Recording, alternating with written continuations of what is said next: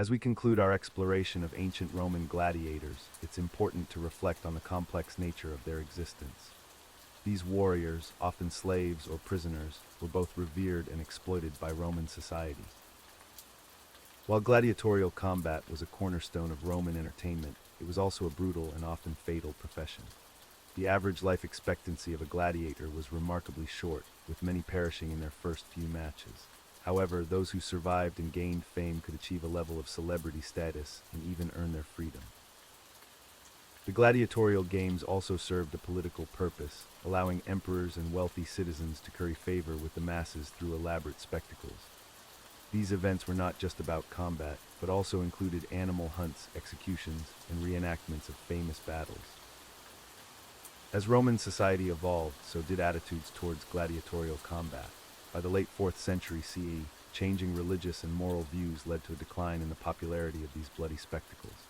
Emperor Honorius officially banned gladiatorial games in 404 CE, although some forms of arena entertainment persisted for a time. The legacy of gladiators, however, lives on in our collective imagination. From movies and television shows to video games and sports, the image of the brave and skilled warrior facing overwhelming odds continues to captivate audiences worldwide. As we drift off to sleep, let's ponder the complex history of these ancient warriors. Their story serves as a reminder of how societies can both celebrate and exploit individuals, and how cultural practices, no matter how ingrained, can change over time. As we conclude our exploration of Renaissance artists and their struggles, we shift our focus to another fascinating, yet often overlooked aspect of history. In our next segment, we'll delve into the world of medieval monasteries and the daily lives of monks.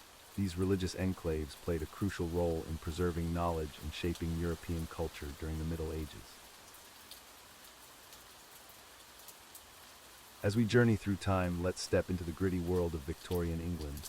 Picture smoke-filled factories, crowded tenements, and the relentless hum of machinery. Welcome to the daily grind of a Victorian factory worker, where life was far from picturesque.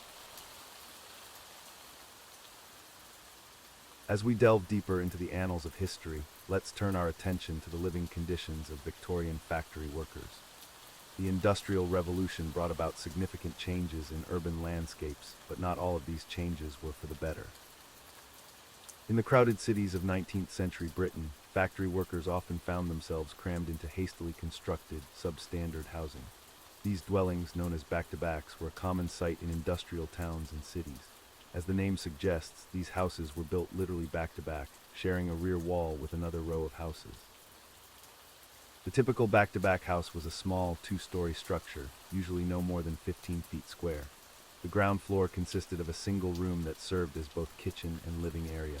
A steep, narrow staircase led to the upper floor, which was divided into one or two small bedrooms. One of the most striking features of these houses was their lack of proper ventilation. With only windows at the front and no back door, air circulation was poor, leading to damp and unhygienic conditions. The absence of a rear exit also meant that in case of fire, escape routes were severely limited. Sanitation was another major issue. Most back-to-back houses lacked indoor plumbing. Instead, residents shared communal toilets located in the courtyards between rows of houses. These facilities were often poorly maintained and contributed to the spread of diseases like cholera and typhoid. Water supply was equally problematic. Many houses had no direct access to clean water. Residents had to collect water from communal pumps or fountains, often located some distance from their homes. This not only made daily chores more challenging, but also contributed to poor hygiene. Overcrowding was rampant in these dwellings. It wasn't uncommon for a family of 6 or more to occupy a single back-to-back house. Some families even took in lodgers to help pay the rent, further exacerbating the cramped conditions. The close proximity of these houses to factories meant that residents were constantly exposed to industrial pollution. Smoke from nearby chimneys would often seep into homes, coating everything with a layer of soot and contributing to respiratory problems. Despite these harsh conditions, back-to-back houses remained a common form of working-class housing well into the 20th century. It wasn't until the Housing Act of 1930 that a concerted effort was made to clear these slums and provide better accommodation for factory workers. The legacy of Victorian factory worker housing serves as a stark reminder of the human cost of rapid industrialization. It highlights the importance of urban planning and housing regulations in ensuring decent living conditions for all members of society. As we delve into the grim reality of Victorian factory workers, prepare yourself for a stark contrast to the romanticized images of the Industrial Revolution. The working conditions these laborers endured were nothing short of nightmarish, making their daily lives a constant struggle for survival. Picture this: dimly lit, overcrowded factories with deafening machinery operating non-stop. The air was thick with cotton dust, metal particles, and toxic fumes, creating a suffocating atmosphere that slowly poisoned the workers' lungs. Ventilation was poor if it existed at all, and temperatures could soar to unbearable levels, especially near furnaces and steam engines. The workday was grueling, often lasting 14 to 16 hours with few breaks. Children as young as 5 or 6 were not spared from this harsh reality. They were forced to work alongside adults, operating dangerous machinery or squeezing into tight spaces to clean and maintain equipment. Their small size made them ideal for these tasks, but it also put them at greater risk of injury or death. Safety measures were virtually non-existent. Workers faced constant danger from unguarded machinery, with no protective gear to shield them from flying debris or chemical splashes. Accidents were commonplace, resulting in severe injuries, amputations, and even fatalities. The loss of a limb or an eye was considered an occupational hazard, and compensation for such injuries was rare. The factory owners' pursuit of profit often came at the expense of their workers' well-being. Wages were meager, barely enough to sustain a family, forcing many to live in squalid, overcrowded tenements. Malnutrition and disease were rampant among factory workers and their families, exacerbated by the unsanitary conditions both at work and at home. Women faced additional challenges in this harsh environment. They were often paid less than men for the same work and were vulnerable to sexual harassment and exploitation by their male supervisors. Pregnant women received no special consideration and were expected to work until the onset of labor, often returning to their jobs mere days after giving birth. The constant exposure to harmful substances and poor working conditions took a severe toll on workers' health. Respiratory diseases like tuberculosis and pneumoconiosis were common, as were skeletal deformities from long hours of standing or repetitive motion. The life expectancy of factory workers was significantly lower than that of the general population. It wasn't until the latter half of the 19th century that reforms began to address these appalling conditions. Factory acts were gradually introduced, limiting working hours, especially for children, and implementing basic safety measures. However, progress was slow, and many workers continued to suffer under harsh conditions well into the 20th century. As you drift off to sleep, consider how far we've come in workplace safety and labor rights. The struggles of these Victorian factory workers paved the way for the protections we enjoy today, reminding us of the importance of valuing human life over profit. As we drift through the annals of history, let's turn our attention to a particularly grim chapter: the plight of Victorian factory worker children. In the smoky, industrial landscape of 19th century Britain, childhood was often a luxury many couldn't afford. Picture, if you will, the crowded streets of London or Manchester, where young faces, barely out of infancy, trudged alongside adults towards looming factory gates. The Industrial Revolution, while propelling Britain to economic supremacy, cast a long shadow over its youngest citizens. Children as young as 4 or 5 found themselves thrust into the unforgiving world of labor. Their small size, deemed an asset, allowed them to crawl into tight spaces between machinery, clearing debris or fixing jams. But this advantage came at a terrible cost. The factory floor was a cacophony of clanking metal and hissing steam, a far cry from the playgrounds these children should have known. Long hours, often stretching from dawn to dusk, were the norm. A typical workday could last 12 to 14 hours, with only brief breaks for meager meals. The air inside these factories was thick with cotton fibers or coal dust, depending on the industry. Respiratory ailments were common, and many children developed chronic lung conditions that would plague them throughout their shortened lives. Safety was an afterthought in these early days of industrialization. Unguarded machinery posed constant dangers. It wasn't uncommon for a child to lose fingers, limbs, or even their life in horrific accidents. The relentless pace of production meant that even in the aftermath of such tragedies, work continued unabated. Education for these young laborers was a distant dream. The demands of factory work left little time or energy for learning. Many grew into adulthood unable to read or write, their futures as limited as their childhoods had been. The meager wages earned by these children were often essential for their family's survival. In a cruel irony, their labor perpetuated a cycle of poverty, as uneducated workers had little hope of advancement. It wasn't until the mid-19th century that reformers began to shine a light on these practices. Gradually, laws were passed to limit child labor and improve working conditions, but change came slowly, and for many, it came too late. As we reflect on this somber period, let it serve as a reminder of how far we've come, and how vigilant we must remain to protect the most vulnerable among us.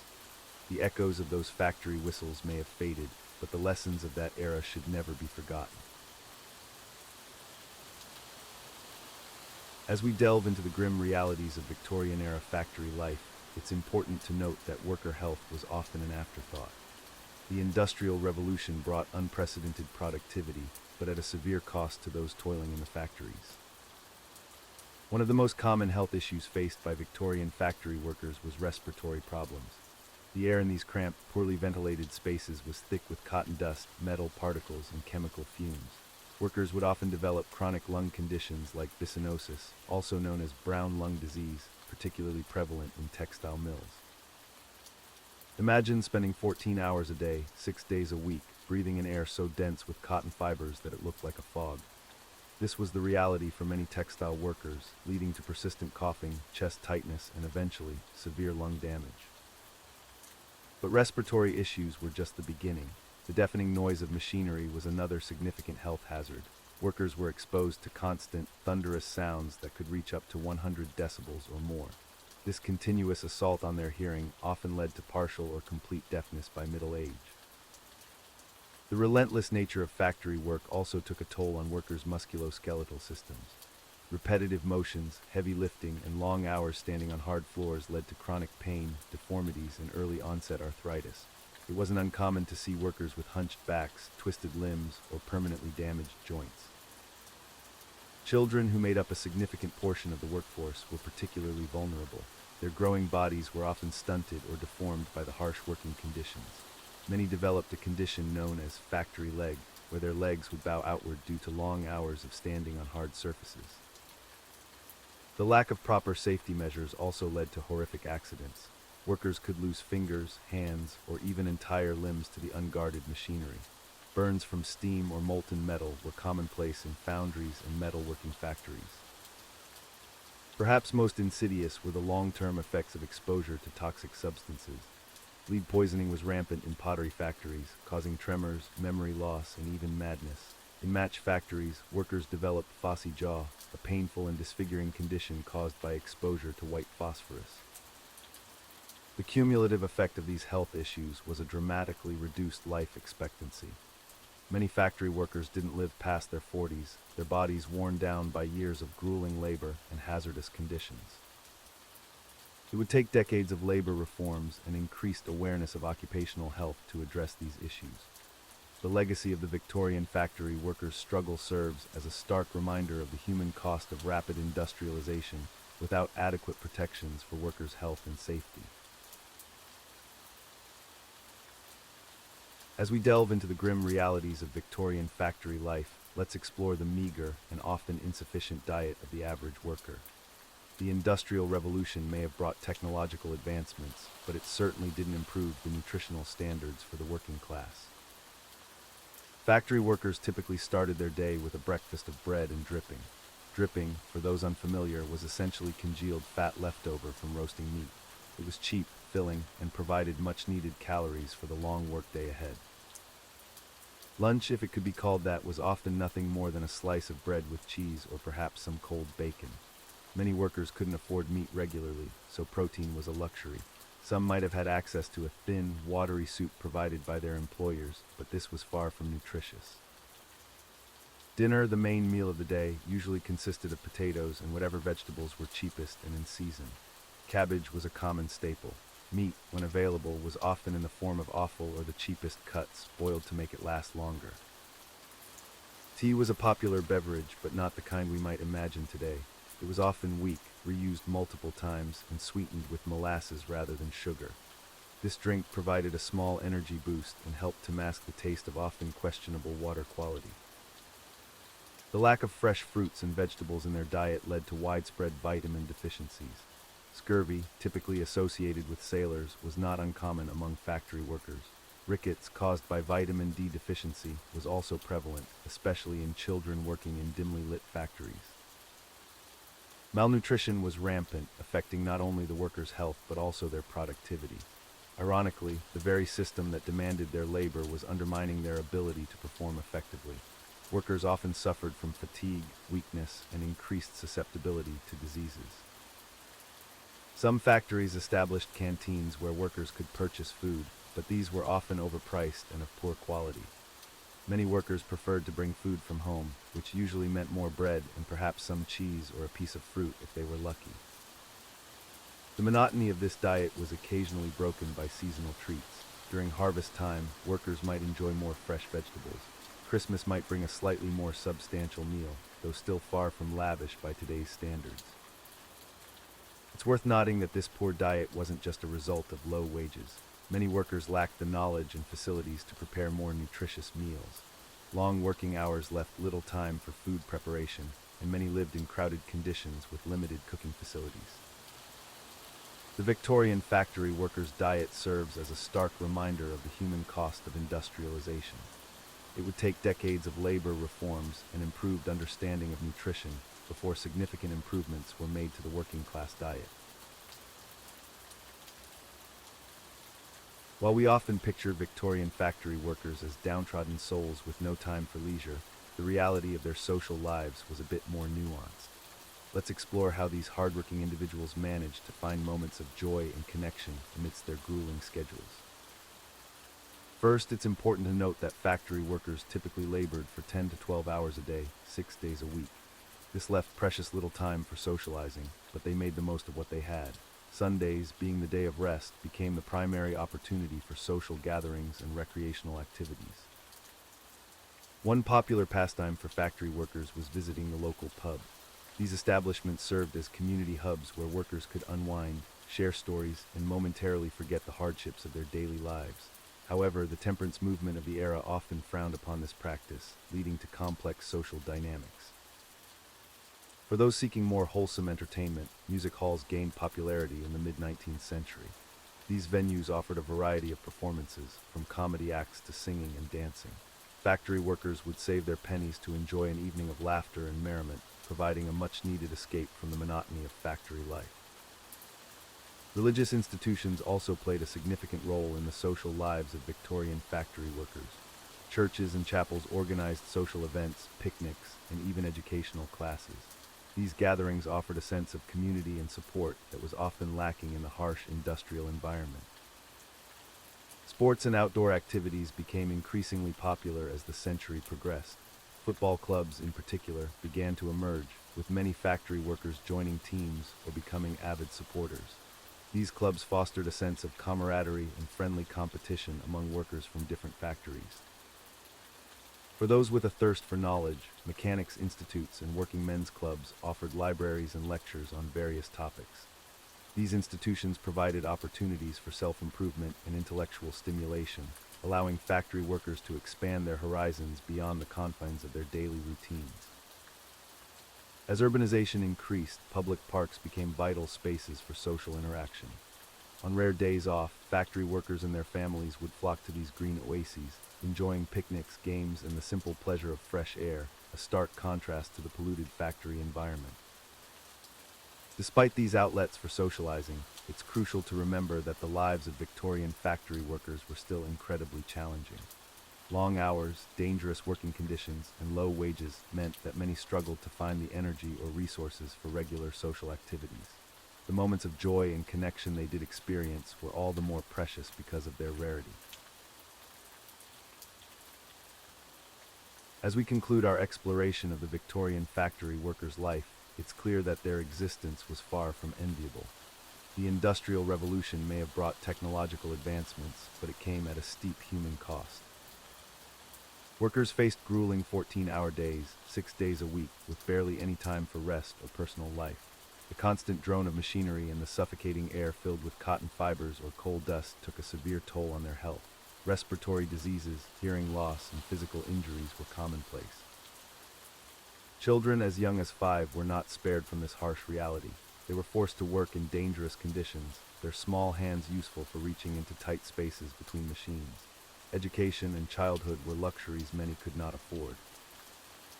The meager wages barely covered the cost of living, trapping workers in a cycle of poverty. Many lived in overcrowded, unsanitary housing, leading to the spread of diseases like cholera and typhoid. While some factory owners, influenced by reformers, attempted to improve conditions, progress was slow. It wasn't until the late 19th and early 20th centuries that significant labor laws were enacted, providing some protection for workers. The plight of the Victorian factory worker serves as a stark reminder of the human cost of rapid industrialization. Their struggles paved the way for the labor rights we often take for granted today. As you drift off to sleep, consider how far we've come, and perhaps how much further we still need to go in ensuring fair and safe working conditions for all. As we leave behind the tumultuous world of Renaissance artists, let's shift our focus to another aspect of history that's equally as mundane. We're about to explore the thrilling realm of medieval farming techniques. Prepare yourself for a riveting journey through crop rotation, primitive tools, and the exciting world of manure management. Now let's journey to ancient China, where being a scholar wasn't all calligraphy and poetry. These learned individuals faced grueling exams, strict social expectations, and the constant pressure to impress the imperial court. Let's explore their less than glamorous lives. As we drift through the annals of history, let's turn our attention to the rigorous world of ancient Chinese scholar education. In imperial China, the path to becoming a scholar was not for the faint of heart. It was a journey marked by years of intense study, strict discipline, and grueling examinations. The foundation of this educational system was the Confucian classics. Young boys, often as young as 7 or 8, would begin their studies by memorizing vast amounts of text. The 4 books and 5 classics, comprising works like the Analects of Confucius and the Book of Changes, formed the core curriculum. These weren't short reads either. We're talking about thousands of characters that had to be committed to memory. The daily routine of a scholar in training was monotonous and demanding. Students would wake before dawn, spending hours reciting texts allowed to reinforce their memorization. This wasn't just about rote learning, though. They were expected to understand and interpret these ancient writings, applying their teachings to contemporary issues. As if the constant studying wasn't tedious enough, the physical conditions were far from comfortable. Students often studied in small, poorly lit rooms, hunched over low tables. The strain on their eyes and backs was considerable, leading to a high prevalence of myopia and other health issues among scholars. The ultimate goal for these dedicated students was to pass the imperial examination. These tests were notoriously difficult and held infrequently. Aspiring scholars would spend years, sometimes decades, preparing for their shot at success. The exams themselves were grueling affairs, lasting several days and nights. Candidates were confined to small examination cells, with only their writing materials and chamber pots for company. The pressure was immense. Success in these exams could elevate a person from humble origins to the highest echelons of society. Failure, on the other hand, could mean a lifetime of disappointment and lost opportunities.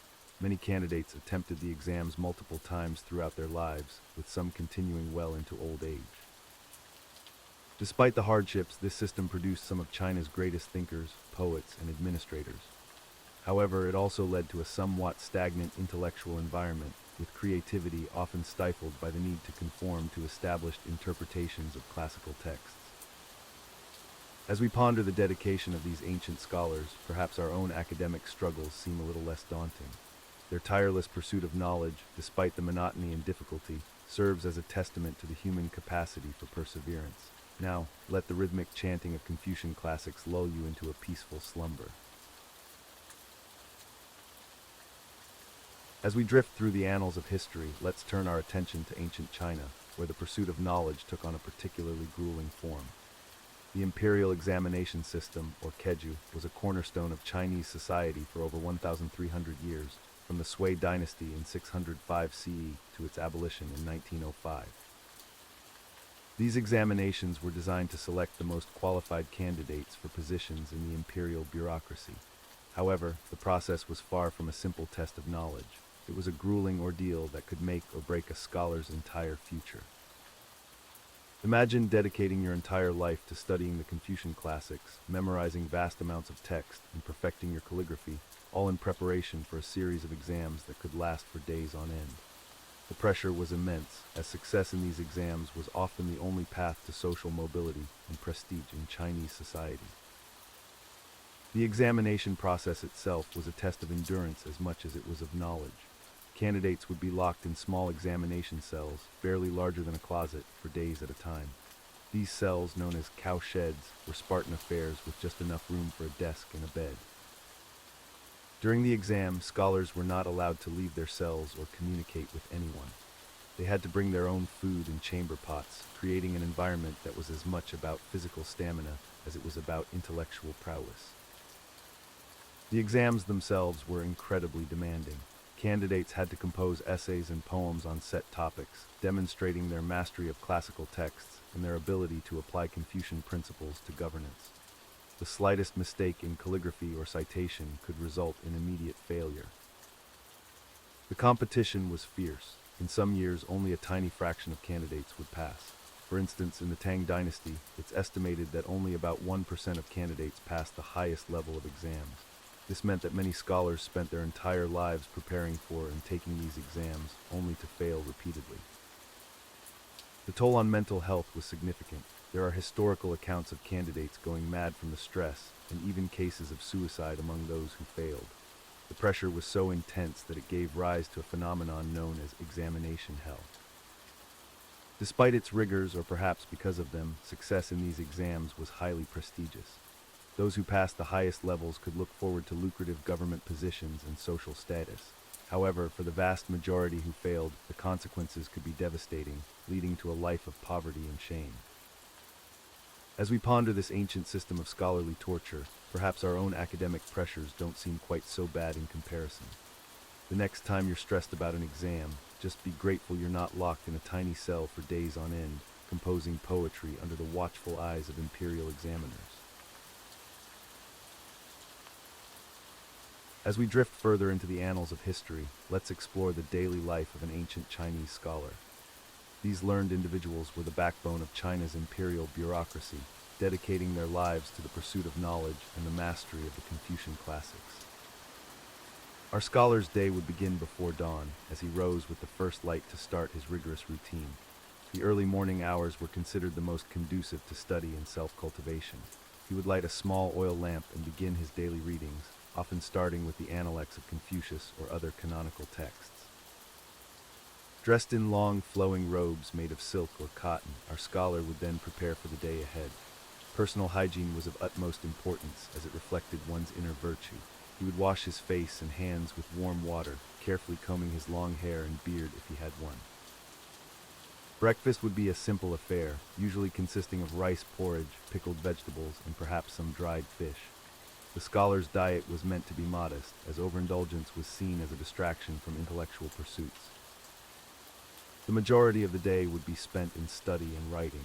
Our scholar might be preparing for the imperial examinations, a grueling series of tests that could lead to a coveted position in the government. These exams required an encyclopedic knowledge of classical texts, history, and literature. In between study sessions, he might practice calligraphy, an art form highly revered in Chinese culture. With careful strokes of his brush, dipped in ink ground from an ink stone, he would create beautiful characters on delicate rice paper. Afternoons might be spent in scholarly debates with fellow intellectuals, discussing philosophy, politics, and the proper interpretation of ancient texts. These discussions could become quite heated, as different schools of thought vied for prominence. As evening approached, our scholar might take a stroll in his garden, composing poetry inspired by nature. The ability to write elegant verse was considered a mark of a true intellectual, and many scholars were also accomplished poets. Before retiring for the night, he would likely spend some time in quiet meditation, reflecting on the day's studies and contemplating the path to self-improvement. Sleep would come early, as the scholar prepared to rise again with the sun and continue his lifelong journey of learning. This cycle of study, reflection, and self-cultivation formed the core of a Chinese scholar's existence. It was a life dedicated to the pursuit of wisdom and virtue, with the ultimate goal of serving the emperor and society through knowledge and moral example. As we drift further into the annals of history, let's explore the perilous world of ancient Chinese scholars. While we might imagine these learned individuals living lives of quiet contemplation and intellectual pursuits, the reality was far more treacherous. In imperial China, particularly during the Han and Tang dynasties, scholars held significant influence in the government. They were the educated elite, versed in Confucian classics and often serving as advisors to emperors.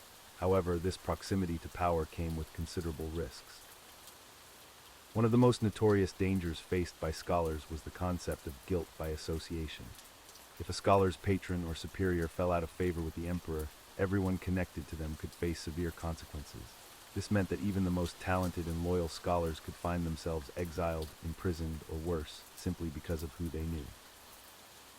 Take, for example, the tragic case of Sima Qian, the great historian of the Han dynasty.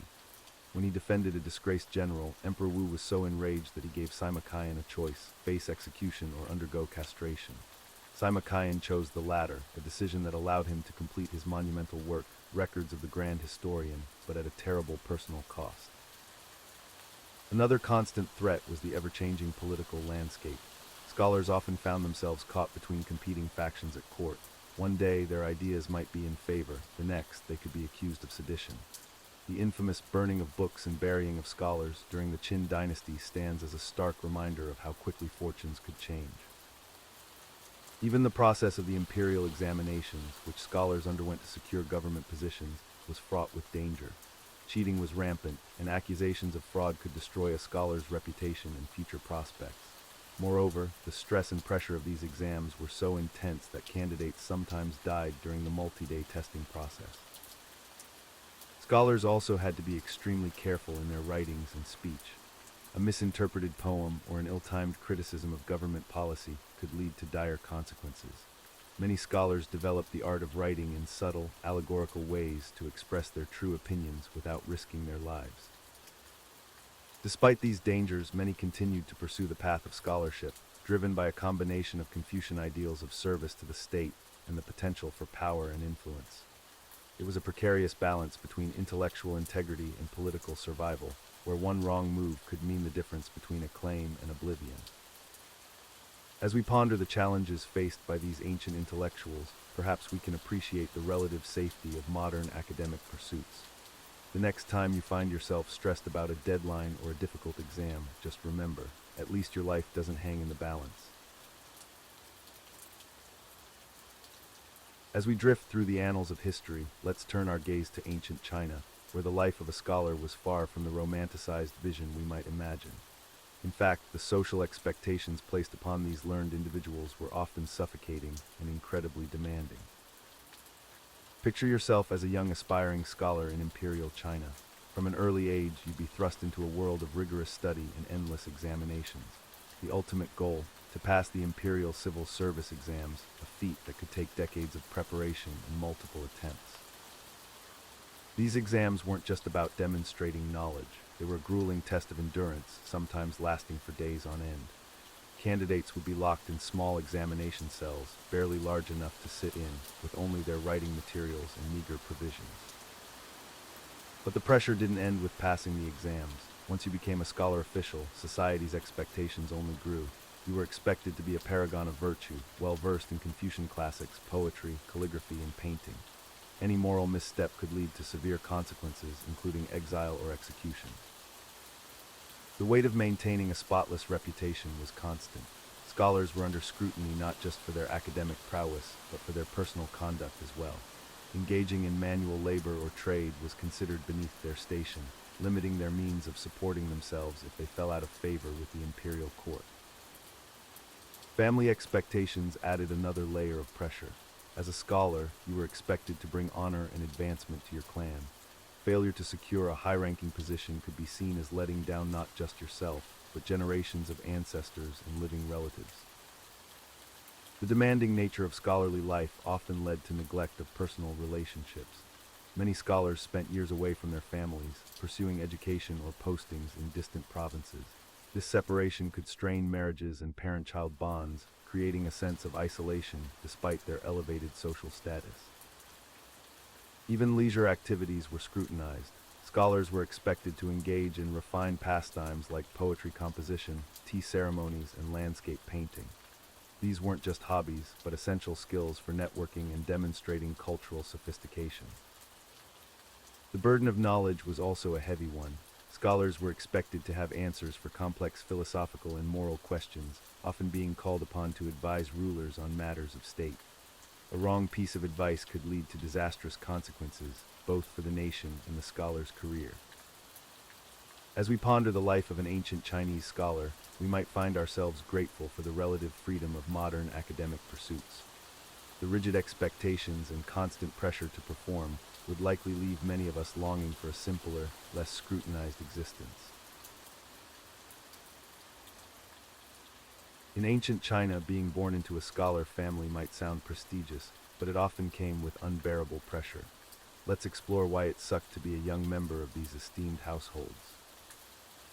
First and foremost, education was everything. From a very young age, children in scholar families were expected to dedicate their lives to studying. This wasn't just a casual expectation, it was an all-consuming obsession that dominated every aspect of their existence. Imagine being a 5-year-old, and instead of playing with toys or running around outside, you're sitting for hours, memorizing complex texts and practicing calligraphy. The famous Confucian classics, like the Analects, were not light reading material, even for adults, yet children were expected to recite them flawlessly. The pressure to excel academically was relentless. Failure was not an option. Your family's reputation, social standing, and even economic future often rested on your tiny shoulders.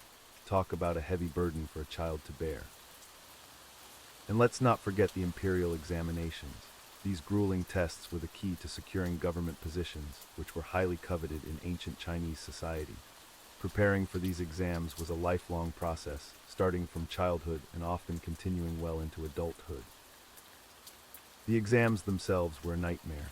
Candidates would be locked in small examination cells for days, writing essays and answering questions on a wide range of subjects. The physical and mental toll was enormous, with some candidates even dying from the stress and exhaustion. But what if you weren't academically inclined? What if your passions lay elsewhere? Too bad. Personal interests and individual talents were often disregarded in favor of the prescribed path of scholarly pursuits. The concept of following one's dreams was alien in this rigid system. Family expectations were crushing. Your success or failure reflected directly on your entire family. Imagine the disappointment and shame you bring if you didn't measure up. This led to intense psychological pressure, with many young scholars suffering from anxiety, depression, and other mental health issues that were poorly understood at the time. The gender disparity was also stark. While boys faced immense pressure to succeed academically, girls in scholar families often received limited education, primarily focused on domestic skills and moral instruction. Their intellectual potential was frequently overlooked or deliberately stifled. In conclusion, while being part of a scholar family in ancient China might seem prestigious from the outside, the reality was often a life of relentless pressure, limited personal freedom, and the constant fear of failure. It's a reminder that societal expectations, no matter how well-intentioned, can sometimes come at a great personal cost. As we conclude our exploration of the life of an ancient Chinese scholar, it's clear that their pursuit of knowledge and status was far from the romanticized image we might have today. The path to becoming a respected scholar was paved with countless challenges and sacrifices. These individuals dedicated their entire lives to mastering the Confucian classics, calligraphy, and poetry. The pressure to excel in the imperial examinations was immense, with many scholars spending decades preparing for these grueling tests. Failure meant not only personal disappointment, but also brought shame to their families and communities. The physical toll of their lifestyle was significant. Long hours of study in poor lighting conditions often led to deteriorating eyesight. The sedentary nature of their work, combined with a diet that favored the wealthy, resulted in various health issues. Scholars frequently suffered from obesity, gout, and other ailments associated with a lack of physical activity. Moreover, the political landscape of ancient China was treacherous for scholars. Those who achieved positions in the imperial bureaucracy found themselves navigating complex power dynamics. A wrong move or falling out of favor with the emperor could result in severe punishment, exile, or even execution. While scholars were revered in society, their actual living conditions were often far from luxurious.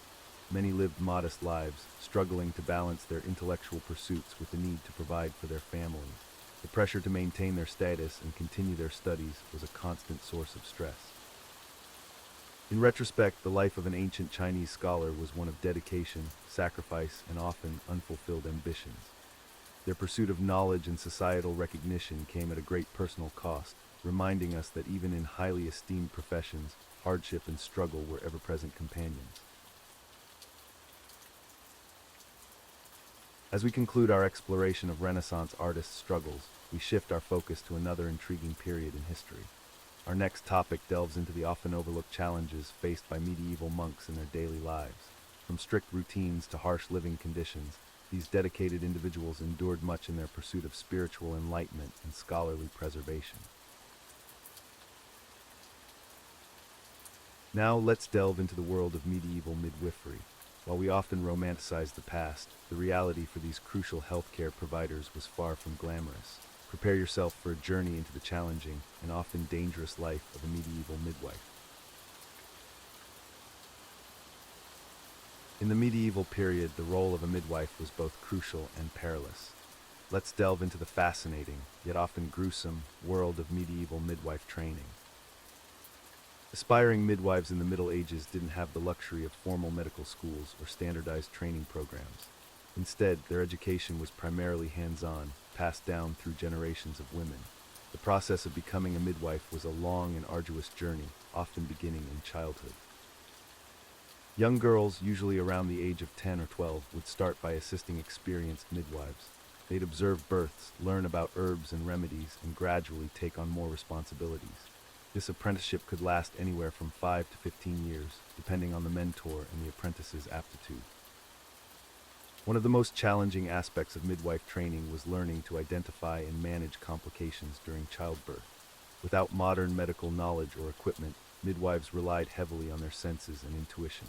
They learned to feel the position of the baby through the mother's abdomen and to interpret various signs of distress. Trainee midwives were taught a variety of techniques to aid difficult births. These included manual manipulation of the baby's position, the use of herbal concoctions to induce labor or ease pain, and even primitive surgical interventions in extreme cases. However, these methods were often based on a mix of folklore, superstition, and limited medical understanding. The use of herbs was a critical part of a midwife's arsenal. Apprentices spent years learning to identify, harvest, and prepare various plants for medicinal use. Some common herbs included ergot for inducing labor, chamomile for calming nerves, and pennyroyal for easing afterbirth pains. However, the line between helpful and harmful was often blurry, and mistakes could be fatal. Perhaps the most daunting aspect of midwife training was learning to deal with infant and maternal mortality. In an era where childbirth was incredibly dangerous, death was a frequent companion in the birthing room. Apprentices had to develop emotional resilience and learn to comfort grieving families while also managing their own trauma. Interestingly, midwives were also expected to have knowledge beyond just childbirth. They often served as general healthcare providers for women and children in their communities. This meant learning about various ailments, from common colds to more serious conditions like infections or tumors. As midwives gained experience and reputation, they could eventually become teachers themselves, taking on their own apprentices. This cycle of knowledge passing from woman to woman created a rich, if informal, tradition of medical practice that sustained communities for centuries. As we delve deeper into the annals of medieval medical practices, let's turn our attention to the often overlooked realm of midwifery. The tools and techniques employed by medieval midwives were, to put it mildly, rather rudimentary and sometimes downright terrifying by modern standards.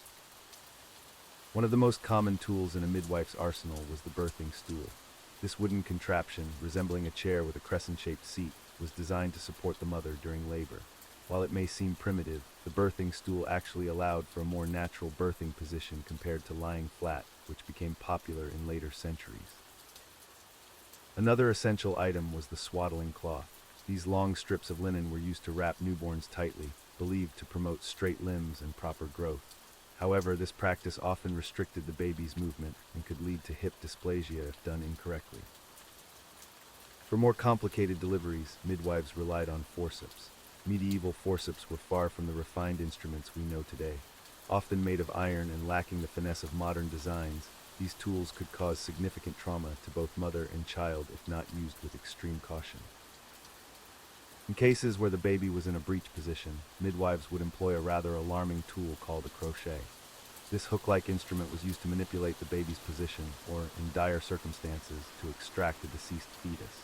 The use of such a tool carried immense risks and often led to infections or internal injuries. Herbal remedies played a crucial role in medieval midwifery. Ergot, derived from a fungus that grows on rye, was commonly used to induce labor or stop postpartum bleeding. However, its use was a double-edged sword, as ergot poisoning could lead to severe complications, including gangrene and death. Perhaps the most bizarre tool in a medieval midwife's kit was the birthing girdle. These were long strips of parchment or cloth inscribed with prayers, charms, and magical symbols. Women would wear these girdles during pregnancy and labor, believing they provided divine protection and eased the birthing process. It's worth noting that midwives of this era faced significant challenges beyond their limited tools.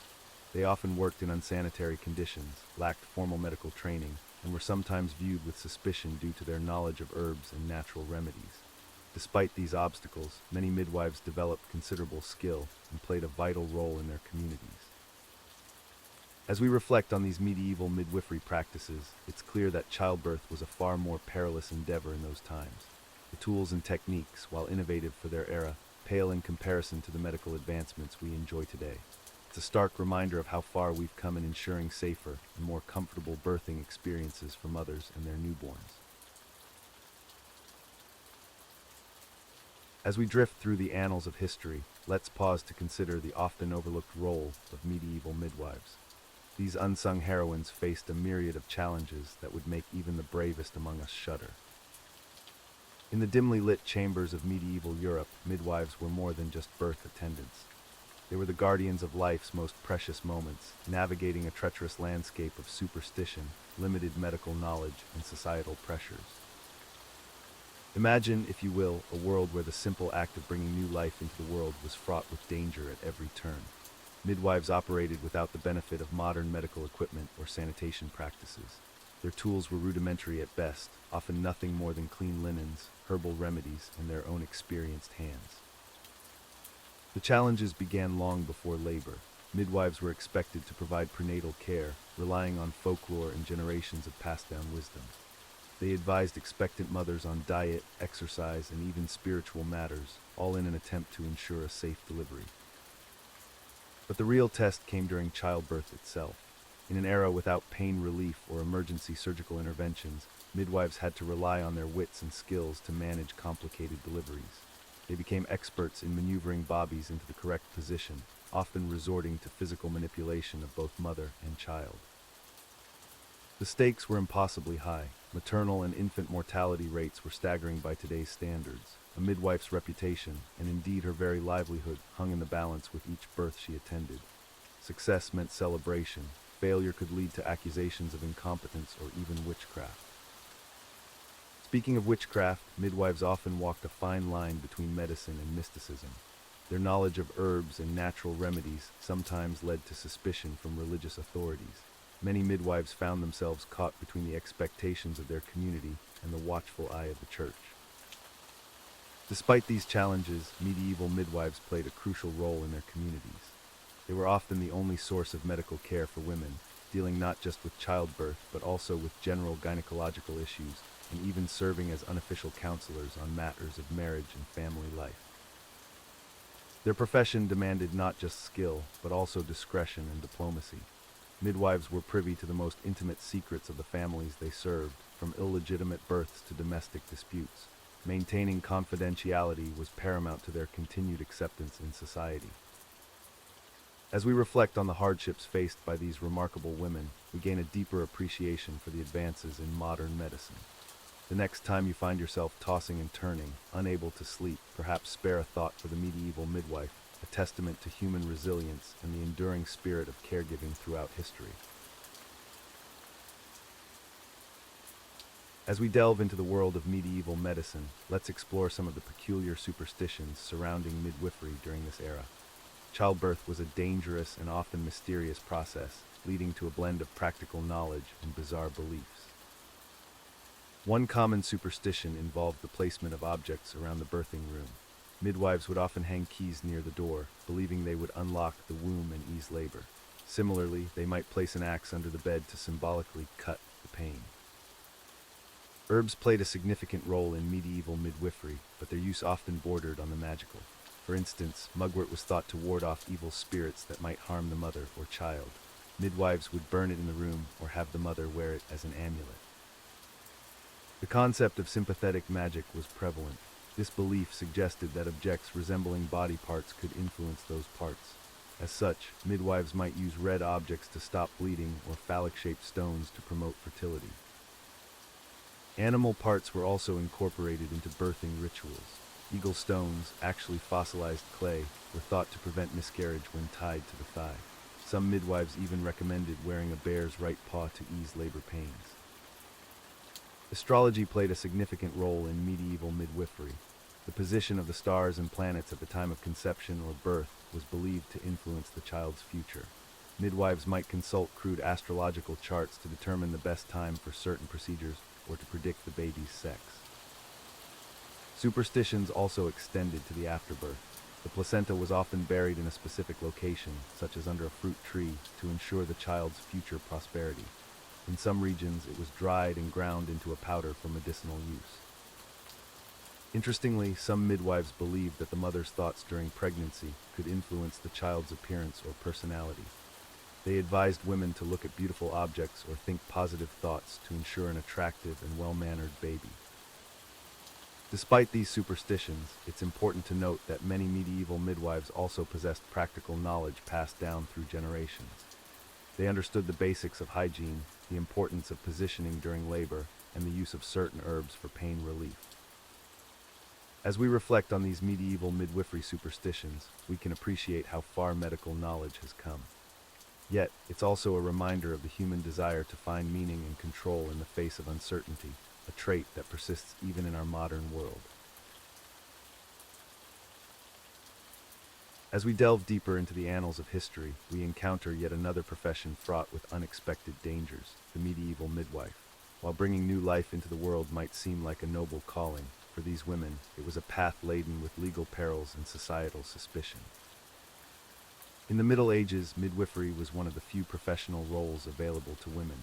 However, this position of relative authority came at a steep price. Midwives found themselves walking a precarious tightrope between life and death, with the ever-present threat of legal repercussions looming over their heads. One of the primary legal risks faced by medieval midwives was the accusation of infanticide. In cases where a newborn died during or shortly after birth, suspicion often fell squarely on the midwife. The lack of medical knowledge at the time meant that natural causes of infant mortality were poorly understood, leading to a climate of fear and blame. Midwives were also required to perform baptisms in emergency situations where a priest couldn't be summoned in time. This religious duty, while seemingly honorable, placed them in a delicate position. If they failed to perform the baptism correctly or in a timely manner, they could be accused of endangering the child's immortal soul, a grave offense in the deeply religious medieval society. Perhaps most bizarrely, midwives were sometimes implicated in witchcraft trials. Their knowledge of herbs and natural remedies, combined with their intimate involvement in the mysterious process of childbirth, made them targets for superstitious accusations. A difficult birth or a series of unfortunate outcomes could easily be twisted into evidence of malevolent supernatural interference. The legal system of the time did little to protect these women. Midwives were often subjected to intense scrutiny and interrogation following any birth-related tragedy. In some regions, they were required to swear oaths promising not to use magic or perform abortions, practices that were strictly forbidden and harshly punished. Adding to their precarious position, midwives were sometimes called upon to testify in legal cases involving pregnancy, childbirth, or infant death. Their word could determine the outcome of paternity disputes or criminal investigations, placing them in the crosshairs of powerful interests. As we reflect on the challenges faced by these medieval healthcare providers, we're reminded of the long and often perilous journey that women's health services have undergone. The medieval midwife story is a testament to the resilience of those who chose to pursue this vital profession, despite the considerable risks to their own safety and freedom. As we delve deeper into the annals of history, let's turn our attention to an often overlooked but crucial profession during the medieval period, the midwife. While we might assume that those responsible for bringing new life into the world would be held in high esteem, the social status of medieval midwives was far more complex and at times precarious. In the early Middle Ages, midwifery was primarily a skill passed down through generations of women. These practitioners were respected members of their communities, often called upon not just for childbirth, but for various women's health issues.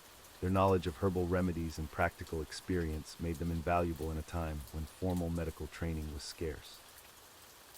However, as we move into the later medieval period, the status of midwives began to shift.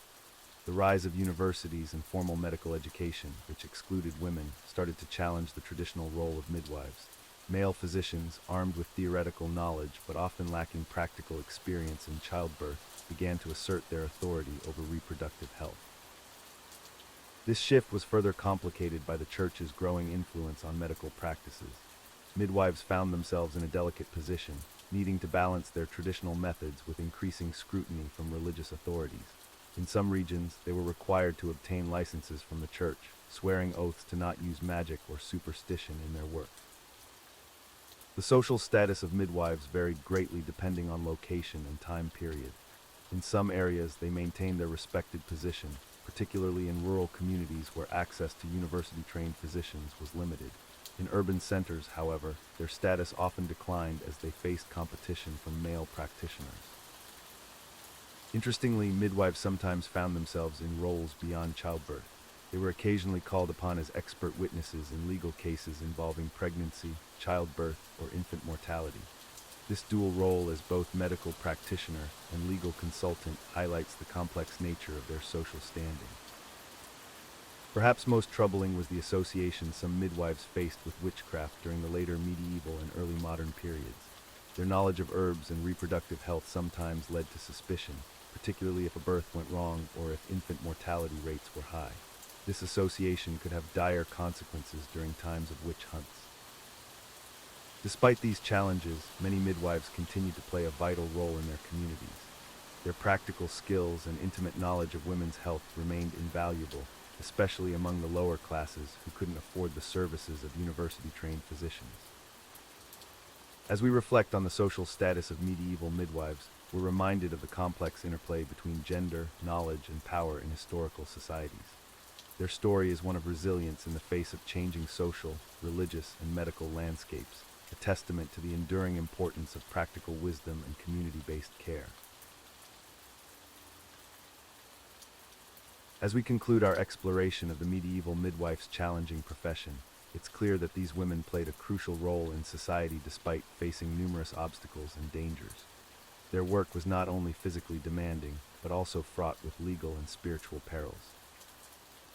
Midwives often found themselves caught between the expectations of the Church and the realities of childbirth. They were required to perform emergency baptisms when infants were unlikely to survive, a responsibility that placed immense spiritual weight on their shoulders. Yet they were also viewed with suspicion by religious authorities, who sometimes accused them of witchcraft or heretical practices. The legal landscape was equally treacherous for medieval midwives. They could be held accountable for infant or maternal deaths, facing severe punishments if found negligent. This constant threat of legal repercussions added another layer of stress to an already demanding profession. Despite these challenges, midwives continued to serve their communities, often passing down their knowledge through generations. Their expertise in herbal remedies, childbirth techniques, and women's health made them indispensable in a time when formal medical knowledge was limited and often inaccessible to the common people. As we reflect on the lives of these medieval healthcare practitioners, we can appreciate the resilience and dedication they displayed in the face of adversity. Their legacy lives on in the modern midwifery profession, which continues to provide essential care and support to expectant mothers around the world. In the grand tapestry of history, the medieval midwife stands as a testament to the enduring human spirit, reminding us of the often unsung heroes who shaped the course of everyday life in times past. As we leave behind the world of Renaissance artists, we find ourselves stepping into yet another fascinating, albeit somewhat tedious, chapter of history.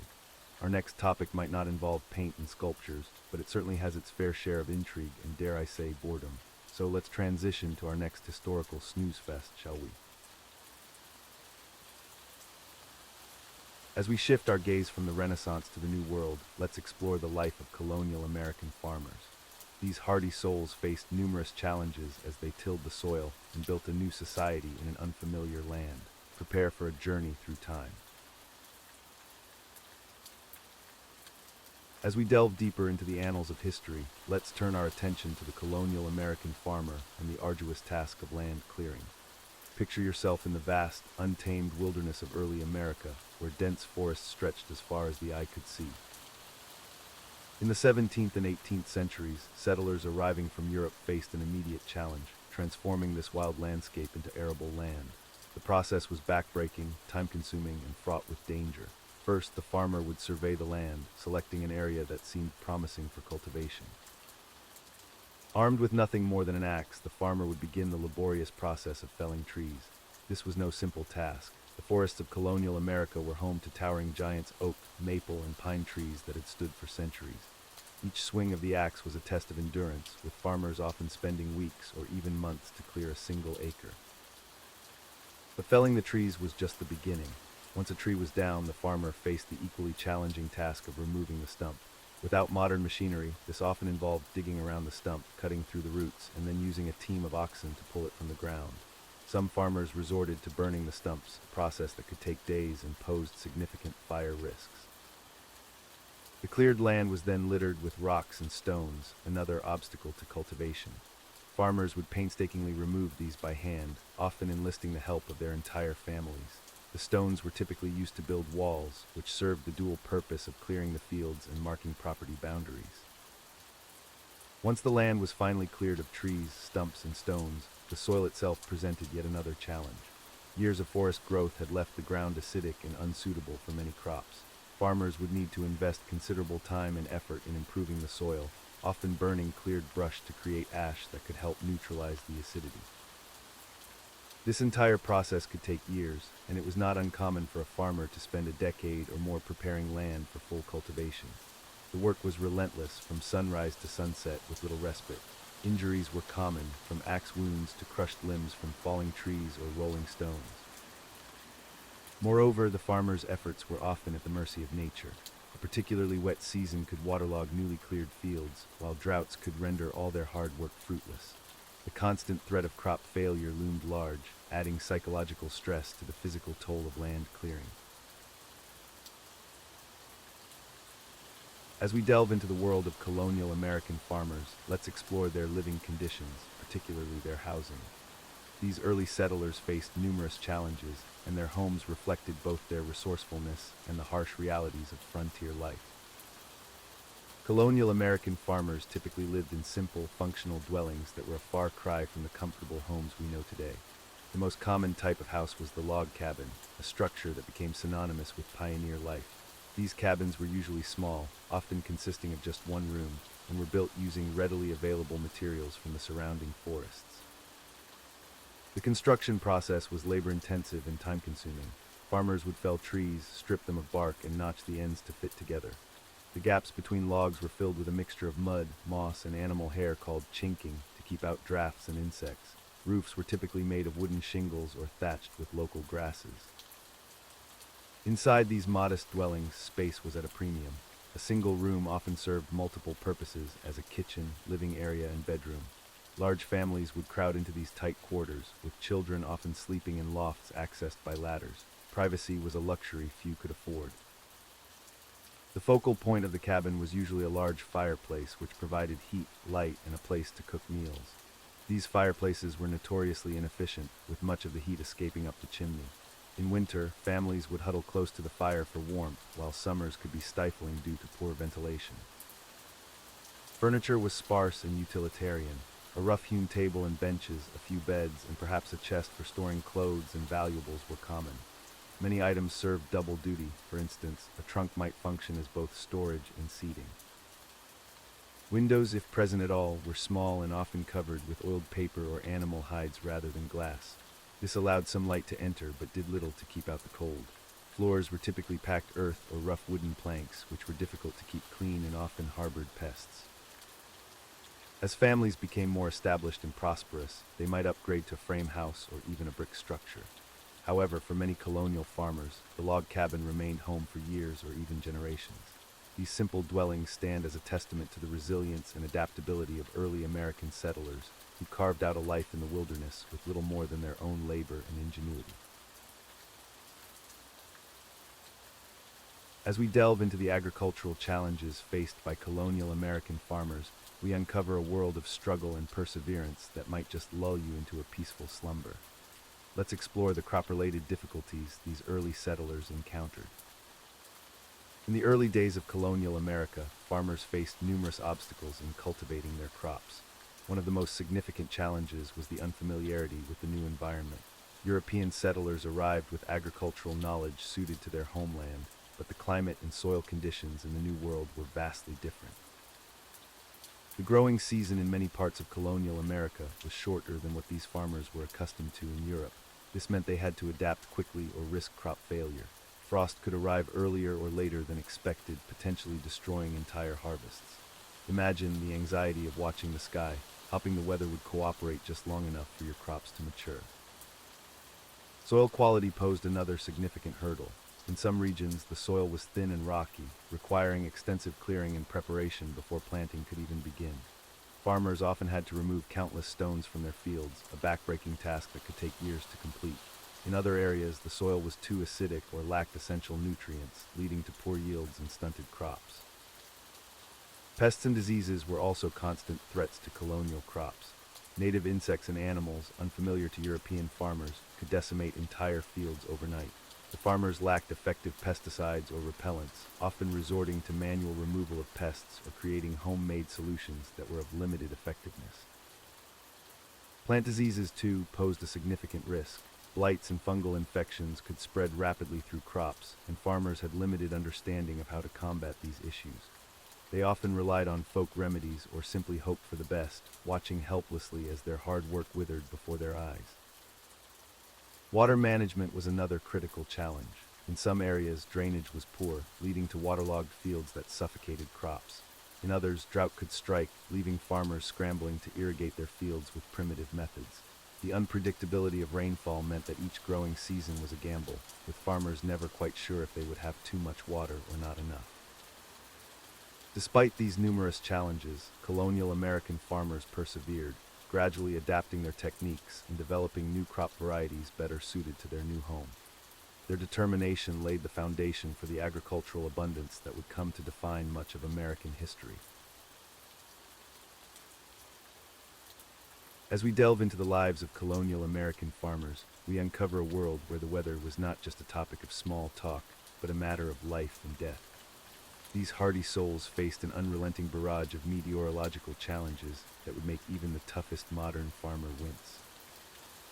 Picture yourself in the shoes of a colonial farmer, waking up each day to the uncertainty of what Mother Nature might throw your way. The seasons were your clock, and the sky was your constant companion, sometimes friend, often foe. Spring brought with it the promise of new beginnings, but also the threat of late frosts that could devastate newly planted crops. Imagine the heart-wrenching sight of tender shoots wilting overnight, months of hard work undone by a single cold snap. Summer, while crucial for crop growth, came with its own set of perils. Droughts could turn fertile fields into dust bowls, leaving farmers praying for rain, and when the rains did come, they often arrived with a vengeance. Thunderstorms brought the risk of lightning strikes that could ignite dry fields or barns full of hay. But perhaps the most dreaded summer visitor was the hurricane. These massive storms would sweep in from the Atlantic, bringing destructive winds and flooding that could wipe out entire farms in a matter of hours. Colonial farmers had no advanced warning systems. They could only watch the skies and hope for the best. As autumn approached, the race was on to harvest crops before the first frost. Early cold snaps could spell disaster, especially for staple crops like corn and wheat. Farmers worked from dawn to dusk, their backs aching and hands calloused, in a desperate bid to secure their livelihood before winter set in. And oh, the winters, modern complaints about snow days and icy roads pale in comparison to the colonial experience. Blizzards could isolate farmsteads for weeks, burying them under feet of snow. Livestock had to be protected from freezing temperatures, and food stores carefully rationed to last until spring. The colonial farmer's struggle against the elements was a year-round battle. Every season brought its own challenges, and there was no respite from the constant vigilance required to protect crops and livestock from nature's whims. In this era before weather forecasts and climate-controlled greenhouses, farmers relied on a combination of folk wisdom, careful observation, and sheer determination to survive. They studied the behavior of animals, the patterns of clouds, and the feel of the wind to predict what might come next. Yet despite their best efforts, many colonial farmers found themselves at the mercy of forces beyond their control. A single bad season could mean the difference between prosperity and poverty, between a full belly and hunger pangs that echoed through the long winter nights. As we delve into the life of colonial American farmers, we uncover a world of isolation that might just make you appreciate your bustling social life a bit more. Picture this: you're living in the 18th century, surrounded by vast expanses of untamed wilderness, with your nearest neighbor potentially miles away. These early settlers faced a daunting task of carving out a life in a new, unfamiliar land. The concept of social distancing wasn't a temporary measure but a way of life. Your daily interactions, well, they were primarily limited to your immediate family and maybe, if you were lucky, a few farm animals. Communication with the outside world was sporadic at best. News traveled at the speed of horse hooves, which meant you could be blissfully unaware of major world events for weeks or even months. Imagine not knowing about a war until it was already over. Talk about being out of the loop. The isolation wasn't just physical, it was intellectual too. Books were a rare commodity, and formal education was a luxury few could afford. Your knowledge was largely limited to what you could learn from your parents or figure out through trial and error. The internet, the closest thing to a search engine was asking your neighbor if they happened to know how to cure a cow's ailment. Social gatherings were few and far between. Church on Sundays might be your only chance to see faces outside your immediate family. And let's not forget about the exciting event of the season, the barn raising. Nothing says party like collective manual labor, right? Winter brought its own special brand of isolation. Snowstorms could cut you off from the rest of the world for days or even weeks. Your entertainment options, limited to staring at the fire, telling the same stories for the 100th time, or perhaps engaging in thrilling activities like darning socks. But wait, there's more. The isolation extended to healthcare too. Feeling under the weather? Well, unless you were lucky enough to have a doctor within a day's ride, you were pretty much on your own. Your medical options ranged from home remedies passed down through generations to, well, just hoping it would pass. So the next time you're feeling a bit lonely, just remember, at least you're not a colonial American farmer, wondering if the outside world still exists beyond your fields. Now, doesn't that make you feel better about your social life? As we drift further into the annals of history, let's turn our attention to the laborious lives of colonial American farmer families. In the 17th and 18th centuries, these hardy souls faced a daily grind that would make even the most industrious modern worker shudder. Picture, if you will, a modest wooden farmhouse surrounded by acres of untamed wilderness. The day begins long before the sun peaks over the horizon. The rooster's crow is merely a formality, as the family is already stirring. Father, time to rise, everyone. The fields won't plow themselves. The father's gruff voice echoes through the small home, rousing children from their straw-filled mattresses. There's no time for leisurely stretches or lingering breakfasts. Every moment of daylight is precious. Mother, John, Mary, tend to the animals. Your father needs help in the fields today. The mother, already stoking the fire, sets about preparing a simple meal of cornmeal mush and perhaps some salted pork. Nutrition takes a backseat to necessity. The goal is sustenance, not satisfaction. As the family disperses to their tasks, let's consider the sheer physical toll of their daily routine. The father and older sons head to the fields, armed with rudimentary tools that require significant strength to operate. Plowing, planting, and harvesting are backbreaking tasks that occupy most of their waking hours. Meanwhile, the mother and daughters face an equally demanding day. From dawn to dusk, they're engaged in a never-ending cycle of chores. Cooking, cleaning, mending clothes, churning butter, and preserving food for the harsh winter months ahead. Daughter, mother, the chickens aren't laying as many eggs today. Mother will make do, child, there's always work to be done elsewhere. Indeed, idleness was not just frowned upon, it was a luxury these families simply couldn't afford. Even the youngest children had their roles to play, whether it was fetching water, gathering kindling, or helping with the endless task of weeding the garden. As the sun begins to set, you might think the family's work is done. But no, there are still animals to be fed, tools to be repaired, and preparations to be made for the following day. The evenings might offer a brief respite, but even then, tasks like candle making or quilting often filled the hours before sleep. Father, early to bed, everyone. Tomorrow promises another full day of God's work. And so, as the family retires to their simple beds, exhausted but ever vigilant, we're reminded of the relentless nature of colonial farm life. Day after day, season after season, these families toiled, their labor shaping the very foundations of early American society.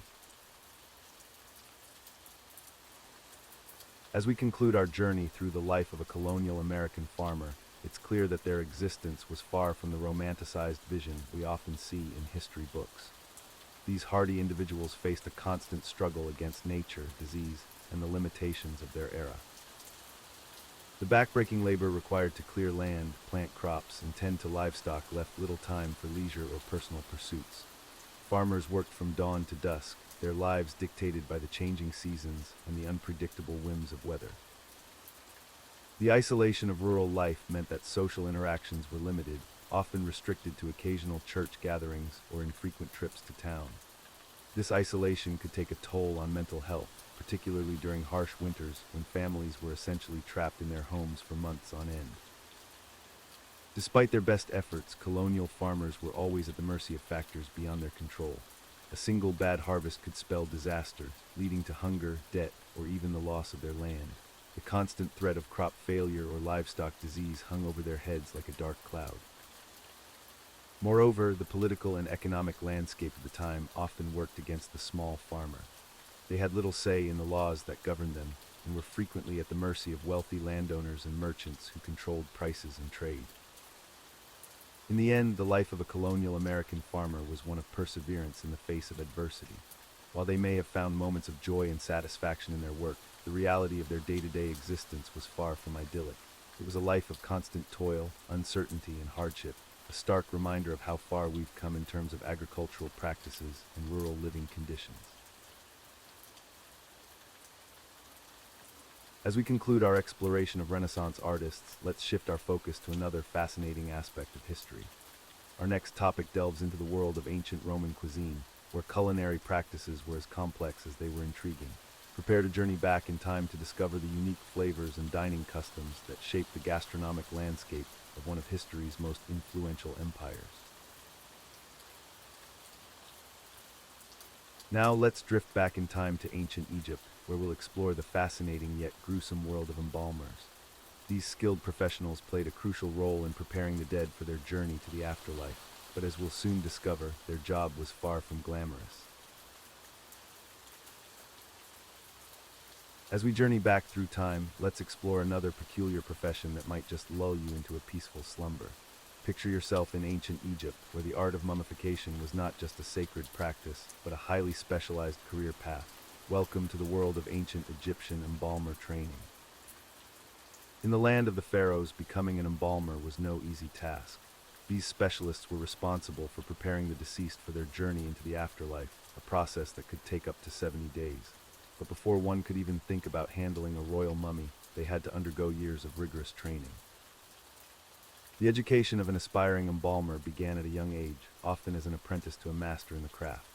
These apprentices would start with the basics, learning about the various tools of the trade, from bronze hooks and needles to natron salt and fragrant oils. They'd spend countless hours memorizing the intricate steps of the mummification process, each one crucial for the preservation of the body. As part of their training, young embalmers would practice on less valuable subjects before moving on to human cadavers. This might involve mummifying animals like cats, birds, or even fish. Imagine spending your days wrapping tiny bird mummies or carefully removing the organs of a sacred ibis. It was a messy business, but essential for honing their skills. The most challenging aspect of embalmer training was mastering the art of organ removal. Trainees would learn to make a precise incision on the left side of the abdomen, through which they would remove the internal organs. These organs, except for the heart, were then preserved separately in canopic jars. The brain, interestingly, was removed through the nostrils using a long hook, then discarded as the Egyptians believed it served no purpose in the afterlife. After organ removal, apprentice embalmers would learn the delicate process of dehydrating the body using natron salt. This step was crucial for preventing decay and preserving the body's form.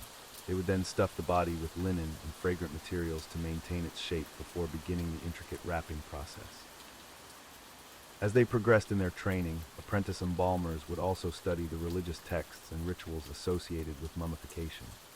They needed to understand the spiritual significance of each step, as the physical preservation of the body was intertwined with the deceased's journey to the afterlife. It's worth noting that despite the importance of their work, embalmers were often considered social outcasts. The nature of their profession, dealing with death and the deceased, made them somewhat taboo in ancient Egyptian society. Yet their skills were invaluable and highly sought after, especially by the elite who could afford the most elaborate mummification processes. As we delve into the ancient practices of Egyptian embalmers, prepare yourself for a journey through time that might just lull you into a peaceful slumber. The art of mummification was a cornerstone of Egyptian culture, but the daily life of an embalmer was far from glamorous. Let's begin with the workspace. Embalmers typically operated in designated areas near the Nile, often in tents or simple structures. The air was thick with the pungent aroma of natron, a natural salt used in the drying process, and various aromatic resins. Imagine spending your days surrounded by these overwhelming scents, your nostrils constantly filled with the sharp chemical odors. The first step in the mummification process was the removal of internal organs. Embalmers would make an incision in the left side of the abdomen using a sharp obsidian blade. They then carefully extracted the liver, lungs, stomach, and intestines. The brain was removed through the nostrils using a long, hooked instrument. This delicate procedure required immense skill and concentration, as any mistake could damage the body and compromise the entire process. Once the organs were removed, they were treated separately. The heart, believed to be the seat of intelligence and emotion, was left in place. The other organs were dried, wrapped, and placed in canopic jars. These jars were often beautifully decorated, a stark contrast to the messy work that preceded their use. The body cavity was then filled with natron, linen, and aromatic substances like myrrh and cassia. This step was crucial for preserving the body's shape and preventing decay. Embalmers would have to work quickly and efficiently, as the hot Egyptian climate accelerated decomposition. After the initial preparation, the body was left to dry for about 40 days. During this time, embalmers would need to regularly check on their charges, ensuring the drying process was proceeding correctly. Imagine the monotony of these daily inspections, coupled with the constant presence of death. Once sufficiently dried, the body was washed and purified with water from the Nile. The embalmer then began the intricate process of wrapping the body in linen bandages. This was a meticulous task that could take up to 15 days. Each finger and toe was individually wrapped, and amulets were placed between the layers of bandages for spiritual protection. Throughout the entire process, embalmers had to maintain a level of ritual purity. They were often viewed with a mixture of respect and fear by other Egyptians due to their intimate contact with the dead. This social stigma, combined with the physically and emotionally demanding nature of their work, made the life of an ancient Egyptian embalmer a challenging one indeed. As we delve into the fascinating world of ancient Egyptian embalming practices, let's explore the tools used by these skilled practitioners. The process of mummification was a complex and sacred ritual, requiring specialized instruments and meticulous attention to detail. One of the most important tools in an embalmer's kit was the brain hook. This long, thin instrument with a curved end was inserted through the nasal cavity to remove the brain. The Egyptians believed the brain held little importance in the afterlife, so it was typically discarded. Next, we have the adze, a copper blade attached to a wooden handle. This tool was used to make the initial incision in the left side of the abdomen, through which the internal organs were removed. The precision required for this cut was crucial to preserve the body's integrity. Canopic jars played a vital role in the mummification process. These ornate containers, often adorned with the heads of the four sons of Horus, stored the removed organs. The liver, lungs, stomach, and intestines were each placed in a separate jar, believed to be protected by a specific deity. The embalmer's toolkit also included a variety of specialized knives. These ranged from small, precise blades for delicate work to larger implements for more substantial cutting tasks. Each knife served a specific purpose in the intricate process of organ removal and body preparation. Natron, a naturally occurring salt mixture, was a crucial substance in mummification. While not a tool per se, it was used extensively to dehydrate the body. Embalmers would pack the corpse with natron-filled linen bags to draw out moisture, preserving the tissues.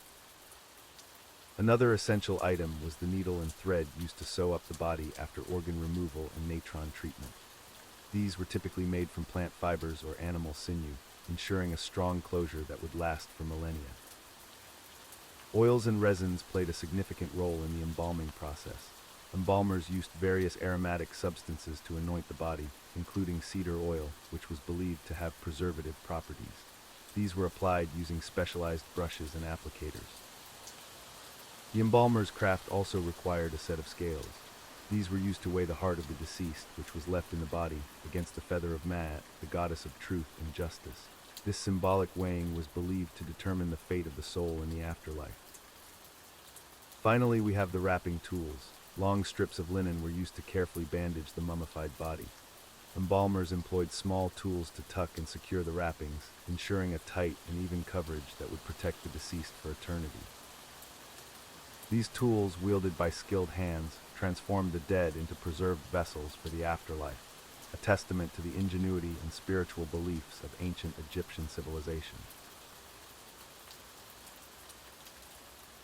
As we drift further into the annals of history, let's explore the peculiar social status of ancient Egyptian embalmers.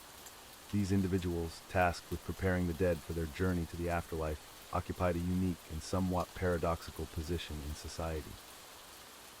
On one hand, embalmers were essential to Egyptian religious practices and beliefs.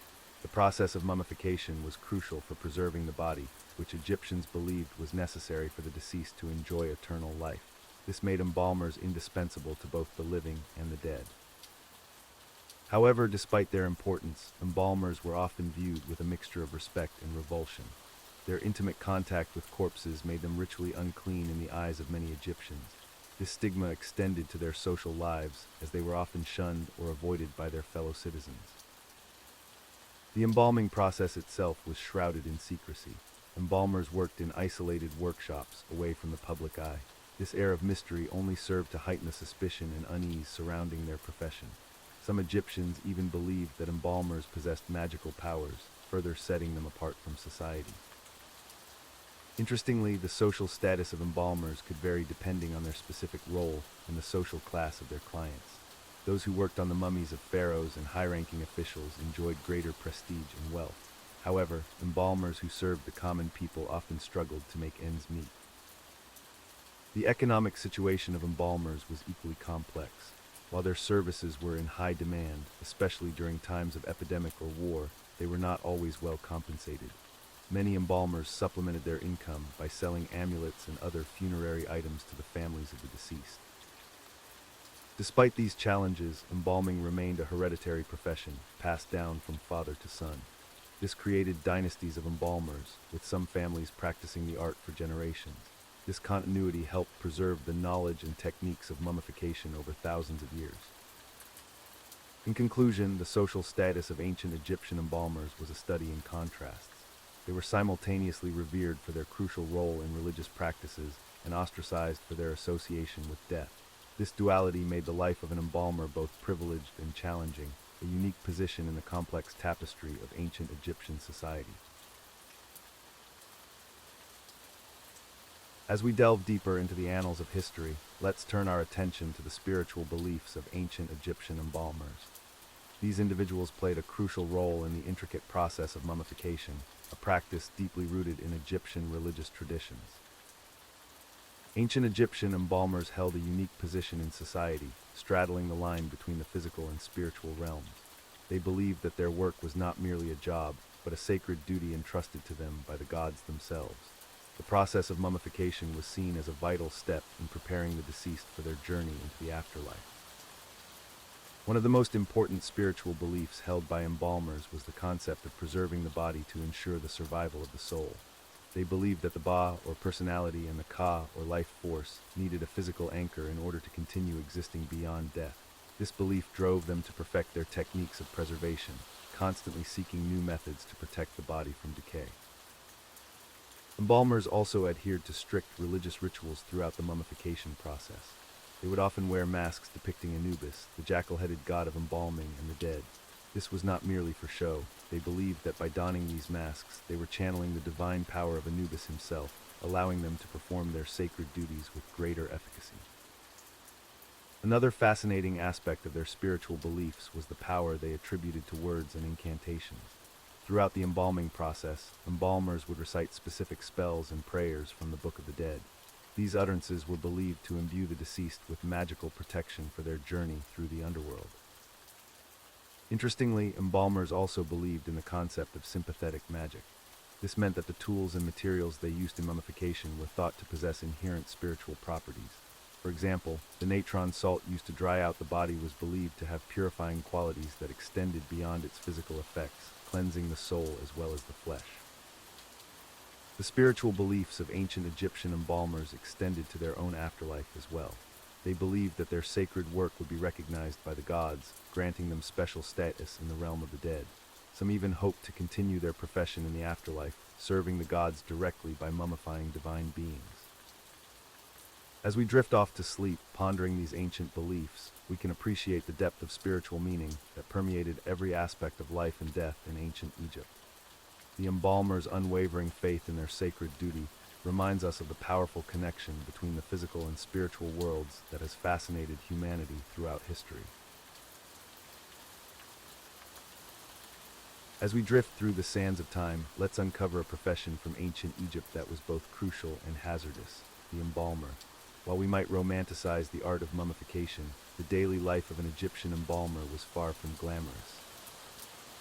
Embalmers played a vital role in Egyptian society, preparing the deceased for their journey to the afterlife.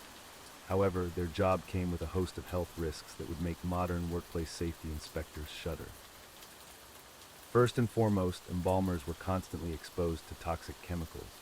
The natron salt used to dehydrate bodies contained high levels of sodium carbonate and sodium bicarbonate. Prolonged exposure to these substances could lead to severe respiratory issues and skin irritation. But that was just the beginning. The oils and resins used in the mummification process, such as cedar oil and myrrh, while fragrant, were also potential irritants. Inhaling these vapors day after day could cause chronic lung problems and persistent headaches. Perhaps the most insidious danger came from the corpses themselves. Ancient Egyptian embalmers had no concept of germ theory or the risks of handling dead bodies. They were routinely exposed to harmful bacteria and potential pathogens from decomposing flesh.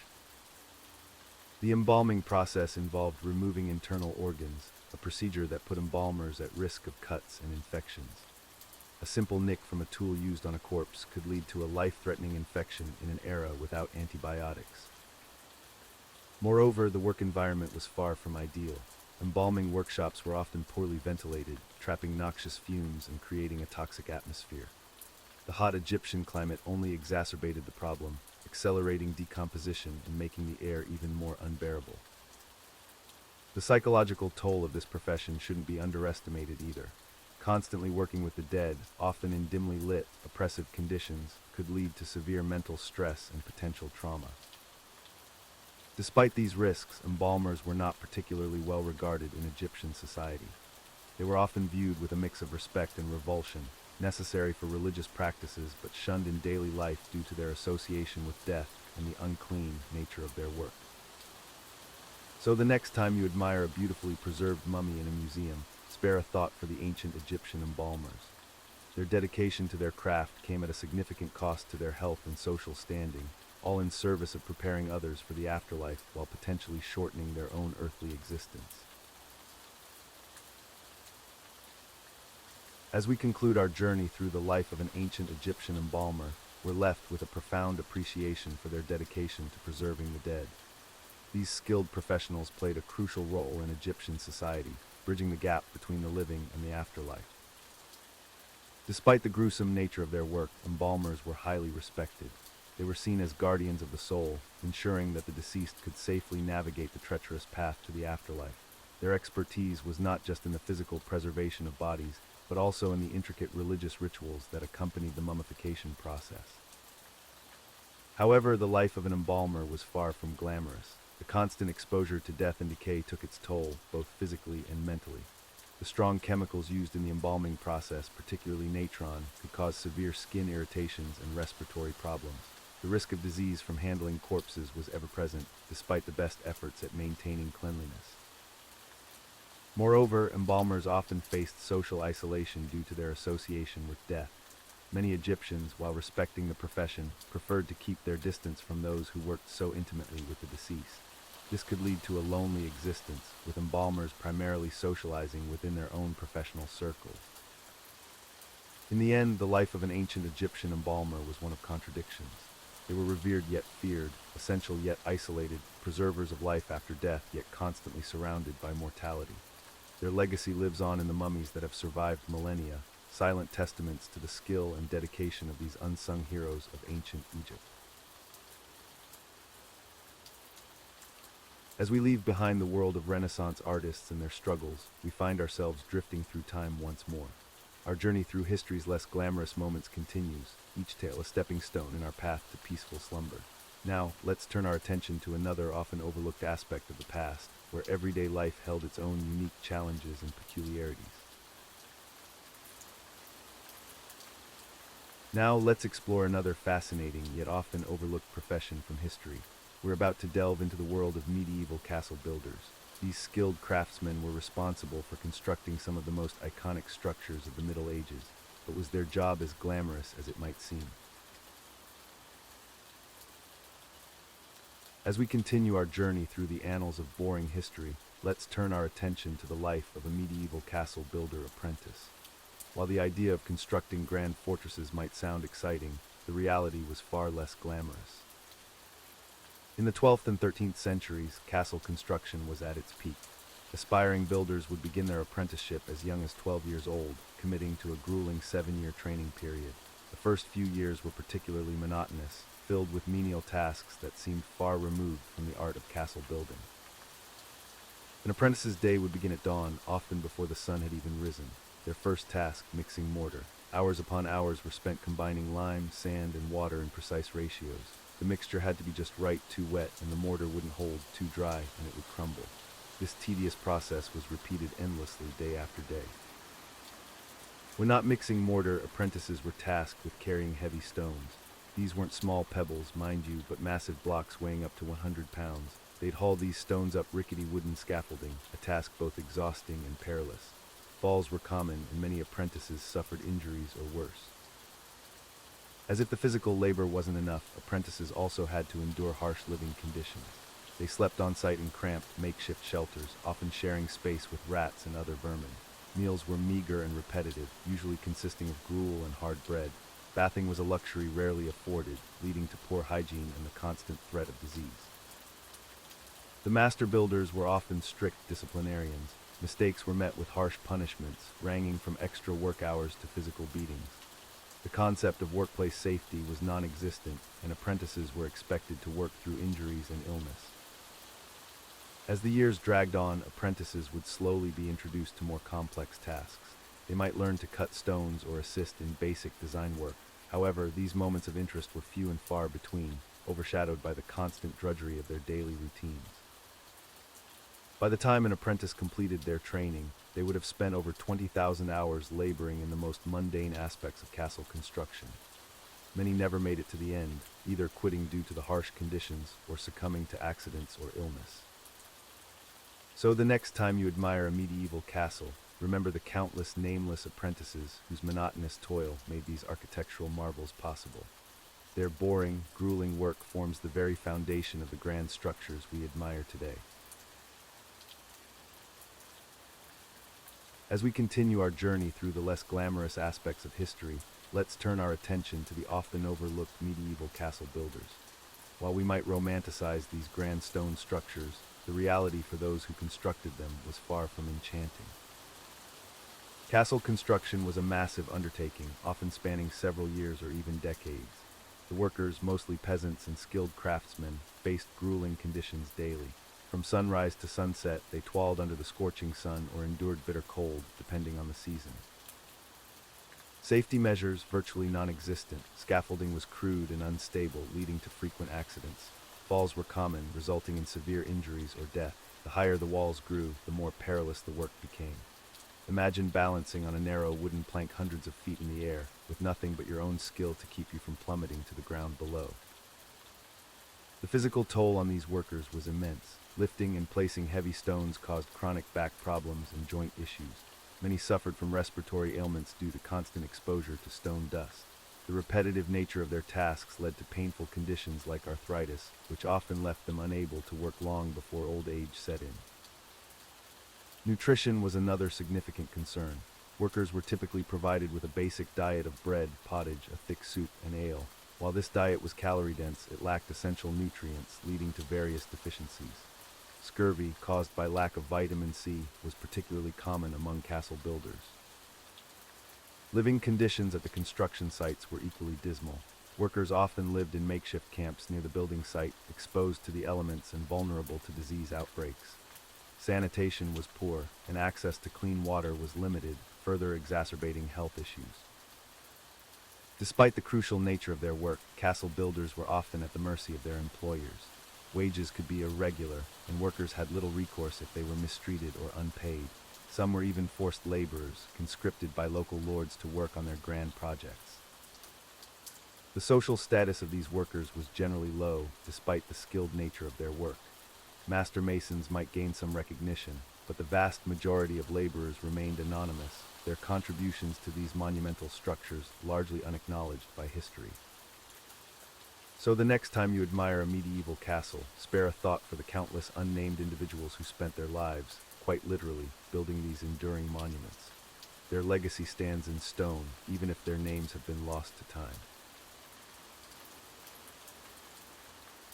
As we delve into the world of medieval castle construction, let's explore the fascinating array of tools that castle builders used to create these magnificent fortresses.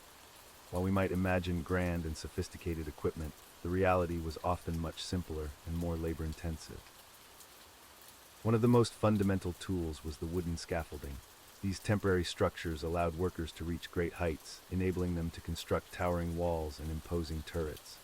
Imagine the bravery required to climb these rickety platforms, often hundreds of feet in the air, with no modern safety equipment.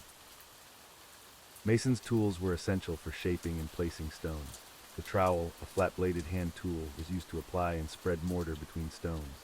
Masons also relied on chisels and mallets to shape rough stones into uniform blocks. The process was painstaking, with each stone requiring individual attention to ensure a proper fit. For precision in construction, builders used plumb bobs, weighted objects suspended on strings to create perfect vertical lines.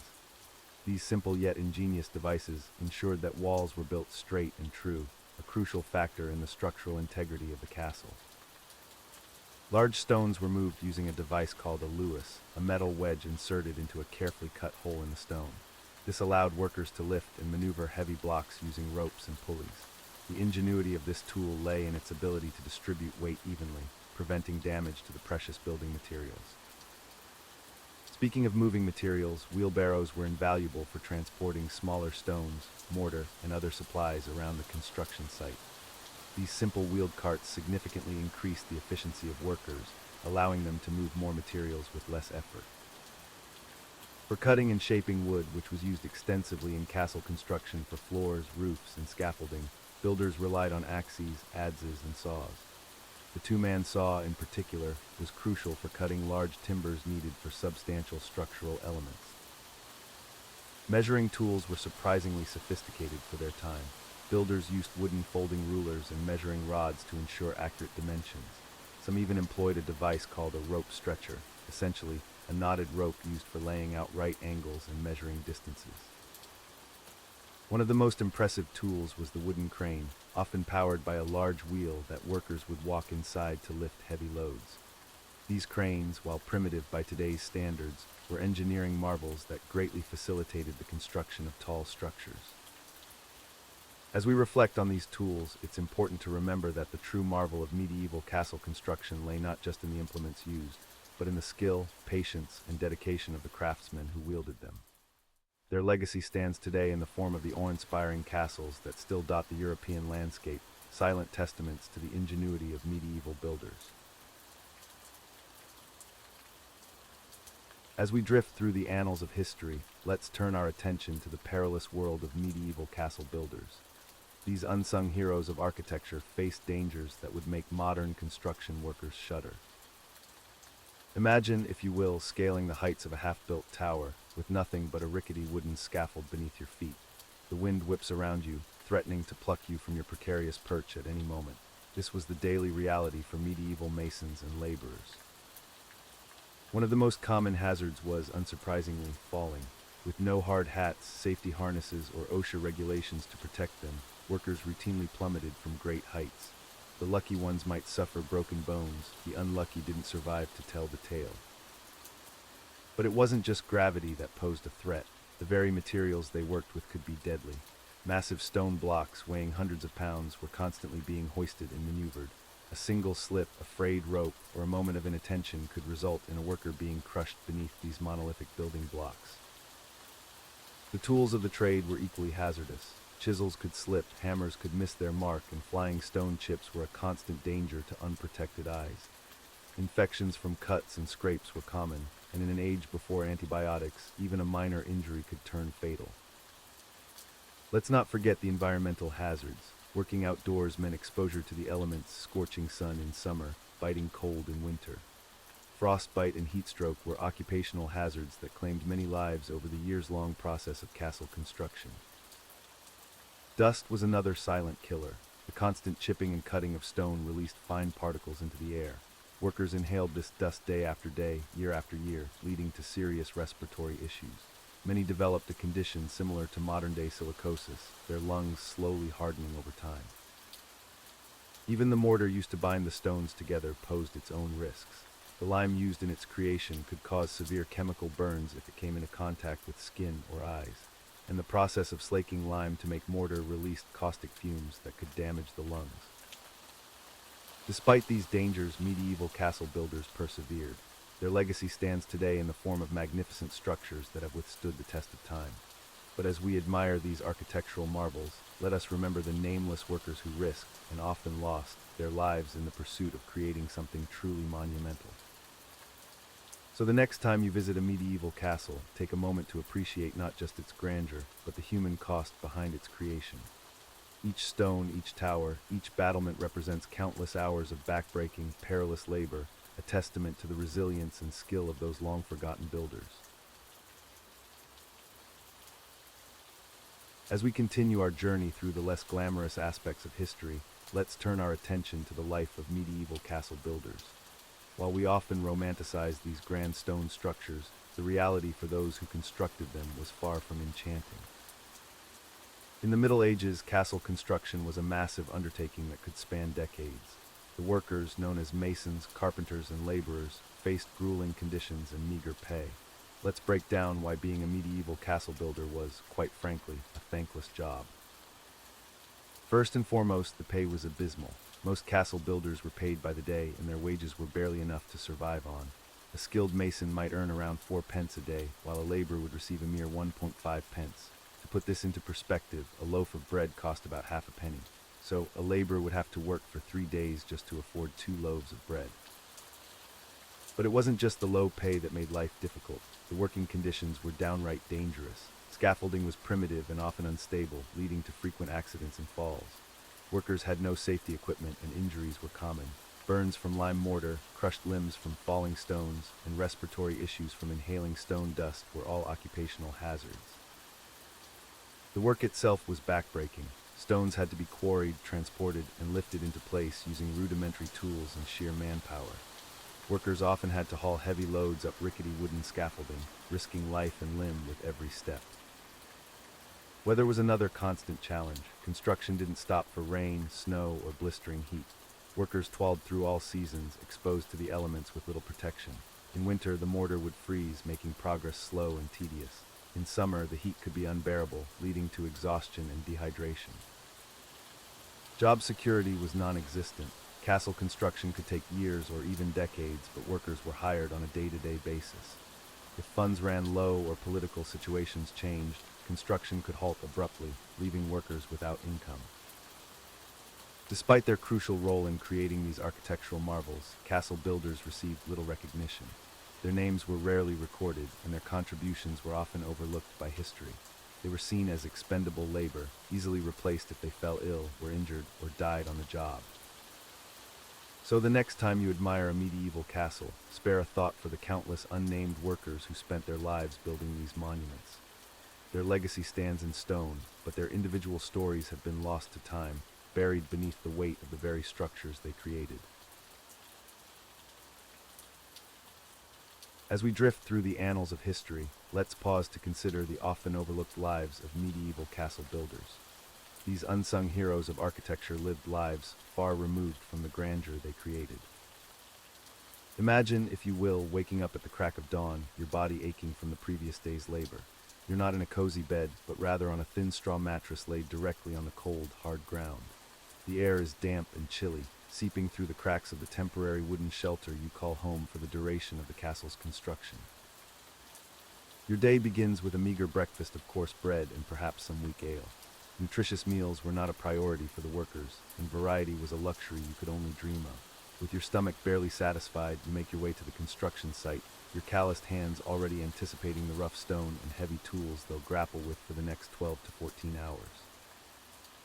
The work itself was backbreaking and dangerous. Lifting massive stones, mixing mortar, and climbing rickety wooden scaffolding were all in a day's work. Safety measures were primitive at best, and injuries were common. Many workers suffered from chronic pain, deformities, and shortened lifespans due to the physical toll of their labor. But it wasn't just the physical hardships that made life difficult. Castle construction could take years, sometimes decades. This meant long periods away from family and community.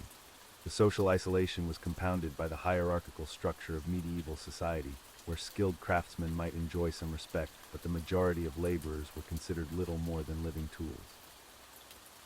Hygiene was another significant challenge. With limited access to clean water and no understanding of germ theory, disease spread rapidly through the crowded worker camps. Dysentery, influenza, and other ailments were constant companions, further reducing the already short life expectancy of these hardworking individuals. Payment for this grueling work was often irregular and insufficient.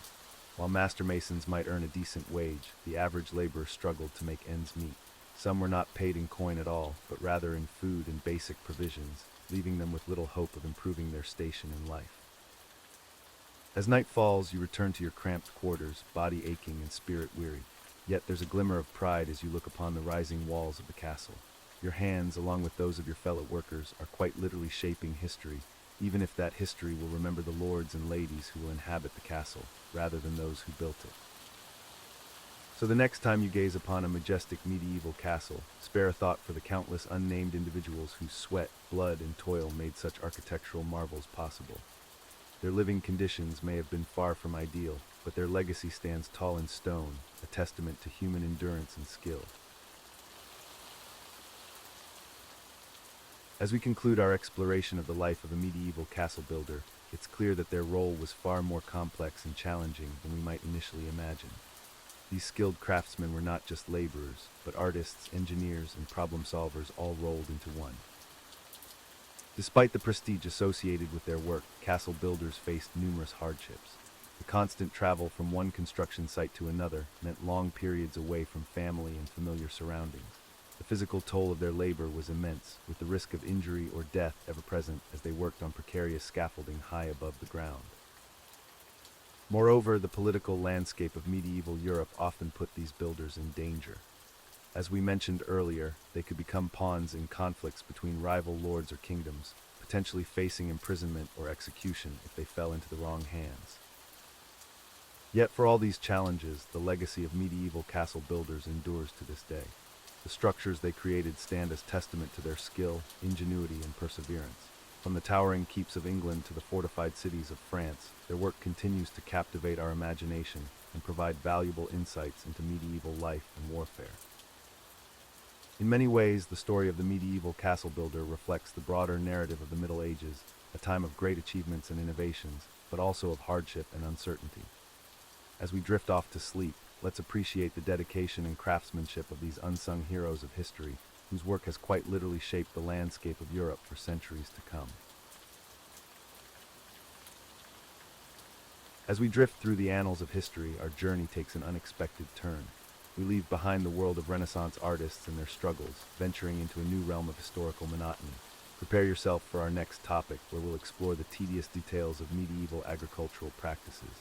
From paint-stained hands to soil-covered fields, history's boredom knows no bounds. Now let's journey to the heart of Mesoamerica, where the Aztec civilization flourished. Picture a world of grand temples, bustling markets, and fierce warriors. But what was life really like for an Aztec warrior? Prepare to discover the grueling reality behind the legendary eagle and jaguar knights. While Renaissance artists were struggling in Europe, across the ocean, young Aztec boys were facing their own challenges. The Aztec civilization placed immense value on military prowess, and their warrior training was notoriously rigorous. From the tender age of 6, Aztec boys were separated from their families and sent to military schools called Tolpachcali. These institutions were far from the cozy boarding schools we might imagine today. The daily routine at Tolpachcali was designed to toughen up these young warriors in training. They would wake before dawn, often to the sound of conch shell trumpets, signaling the start of another grueling day. Physical conditioning was paramount. Young boys were tasked with carrying heavy loads, running long distances, and practicing combat techniques for hours on end. Imagine being a 10-year-old wielding a macuahuitl, a fearsome wooden sword embedded with razor-sharp obsidian blades. But it wasn't just about physical strength. Mental fortitude was equally important. Students were subjected to harsh punishments for even minor infractions. These could range from being pricked with maguey thorns to more severe beatings. As they grew older, the training intensified. Teenagers would participate in mock battles that often resulted in real injuries. The Aztecs believed that this harsh upbringing would produce the fiercest warriors in Mesoamerica. One particularly daunting aspect of their training was the capture of prisoners for sacrifice. Young warriors were expected to prove their worth by capturing enemies alive during battle. This was no small feat, considering that killing an opponent was often easier than subduing them. The ultimate goal for these young men was to join the elite ranks of the Eagle and Jaguar warriors. These prestigious military orders were reserved for the most skilled and courageous fighters. To be accepted, a warrior had to capture at least 4 enemies in battle. While this training system produced formidable warriors, it came at a great cost. Many young boys didn't survive the rigorous regimen, succumbing to injuries, illness, or the harsh living conditions. Those who did make it through often bore physical and emotional scars for life. So the next time you think your gym routine is tough, remember the Aztec warrior trainees. Their grueling path to becoming a warrior makes modern boot camps look like a walk in the park. It's a reminder that throughout history, different cultures have had vastly different ideas about education and preparation for adulthood. As we delve into the world of Aztec warriors, we find ourselves surrounded by an array of unique and deadly weapons. These tools of war were not just instruments of destruction, but also symbols of status and power within Aztec society. One of the most iconic Aztec weapons was the macuahuitl, a fearsome wooden club embedded with obsidian blades. Picture a cricket bat, but instead of a flat surface, imagine rows of razor-sharp volcanic glass protruding from its edges. This weapon could inflict devastating slashing wounds, capable of decapitating a horse with a single blow.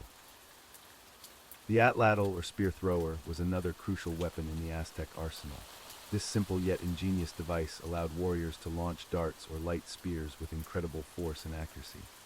The atlatl effectively extended the warrior's arm, providing greater leverage and dramatically increasing the speed and distance of their projectiles.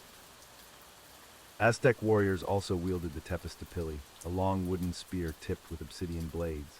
This versatile weapon could be used for both thrusting and slashing, making it effective in various combat situations. Its reach gave Aztec foot soldiers an advantage against opponents armed with shorter weapons. The tlacuachtli, or dart, was a smaller projectile often used in conjunction with the atlatl. These darts were typically made from wood and tipped with obsidian, copper, or bone points. Warriors could carry multiple darts, allowing for rapid-fire attacks that could penetrate even the toughest armor.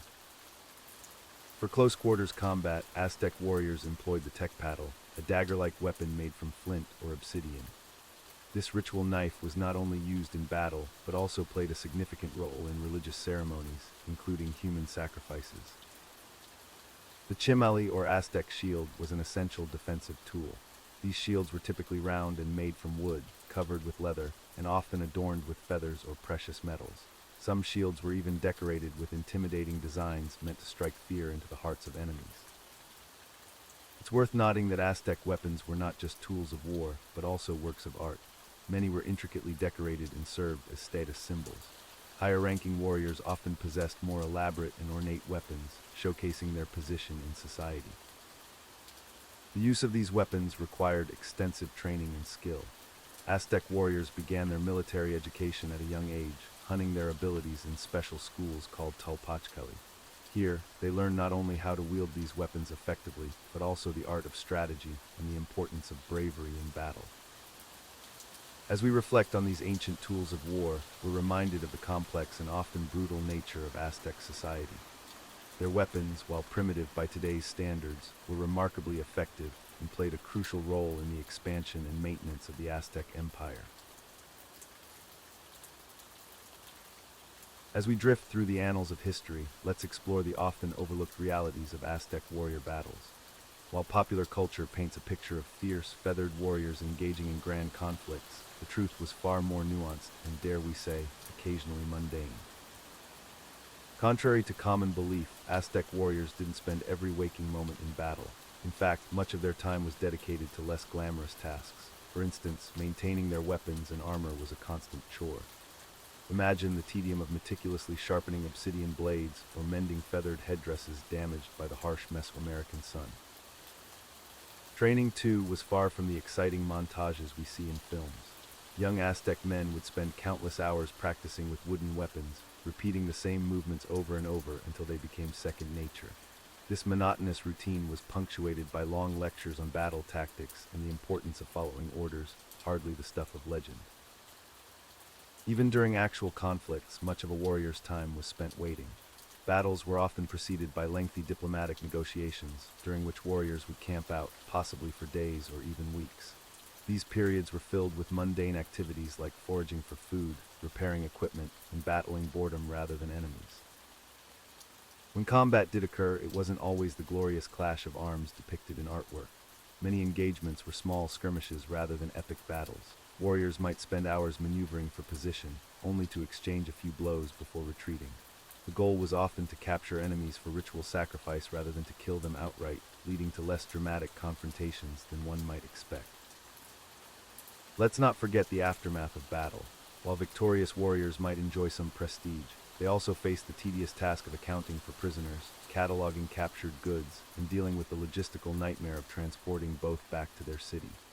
Injured warriors had to contend with primitive medical treatments, which were often more painful and time-consuming than the wounds themselves. In the grand scheme of Aztec society, even successful warriors spent more time engaged in agricultural labor and civic duties than in actual combat. The romanticized image of the constantly battling Aztec warrior was more myth than reality, with daily life consisting of far more mundane activities than Hollywood would have us believe. In the complex world of Aztec warfare, capturing enemies alive was often more valuable than killing them outright. This practice, known as flower wars or zachiatl, was deeply ingrained in Aztec military culture and religious beliefs. Aztec warriors were trained from a young age to prioritize the capture of enemy combatants. The primary goal was to bring back prisoners for ritual sacrifice, a cornerstone of Aztec religious practice. These captives were seen as offerings to the gods, particularly to Huitzilopochtli, the deity of war and the sun. The process of taking captives was no easy feat. Aztec warriors employed specialized weapons designed for this purpose, such as the macuahuitl, a wooden club embedded with obsidian blades. This weapon could inflict severe wounds without necessarily killing the opponent, making it ideal for subduing enemies. Another crucial tool in the Aztec warrior's arsenal was the bolas, or tlahuitl. This weapon consisted of stone weights attached to cords, which could be thrown to entangle an enemy's legs, bringing them down without causing fatal injuries. Once an enemy was subdued, the Aztec warrior would secure their captive using rope bindings. The prisoner's weapons were confiscated, and often a small piece of the captive's hair was cut as proof of the warrior's success. This hair would later be presented as evidence of the capture during victory celebrations. The number and rank of captives a warrior brought back directly impacted their social status and military advancement. Capturing a high-ranking enemy officer or a particularly skilled warrior was especially prized and could lead to significant rewards and prestige. Upon returning to Tenochtitlan, the Aztec capital, captives were paraded through the streets in a grand display of military prowess.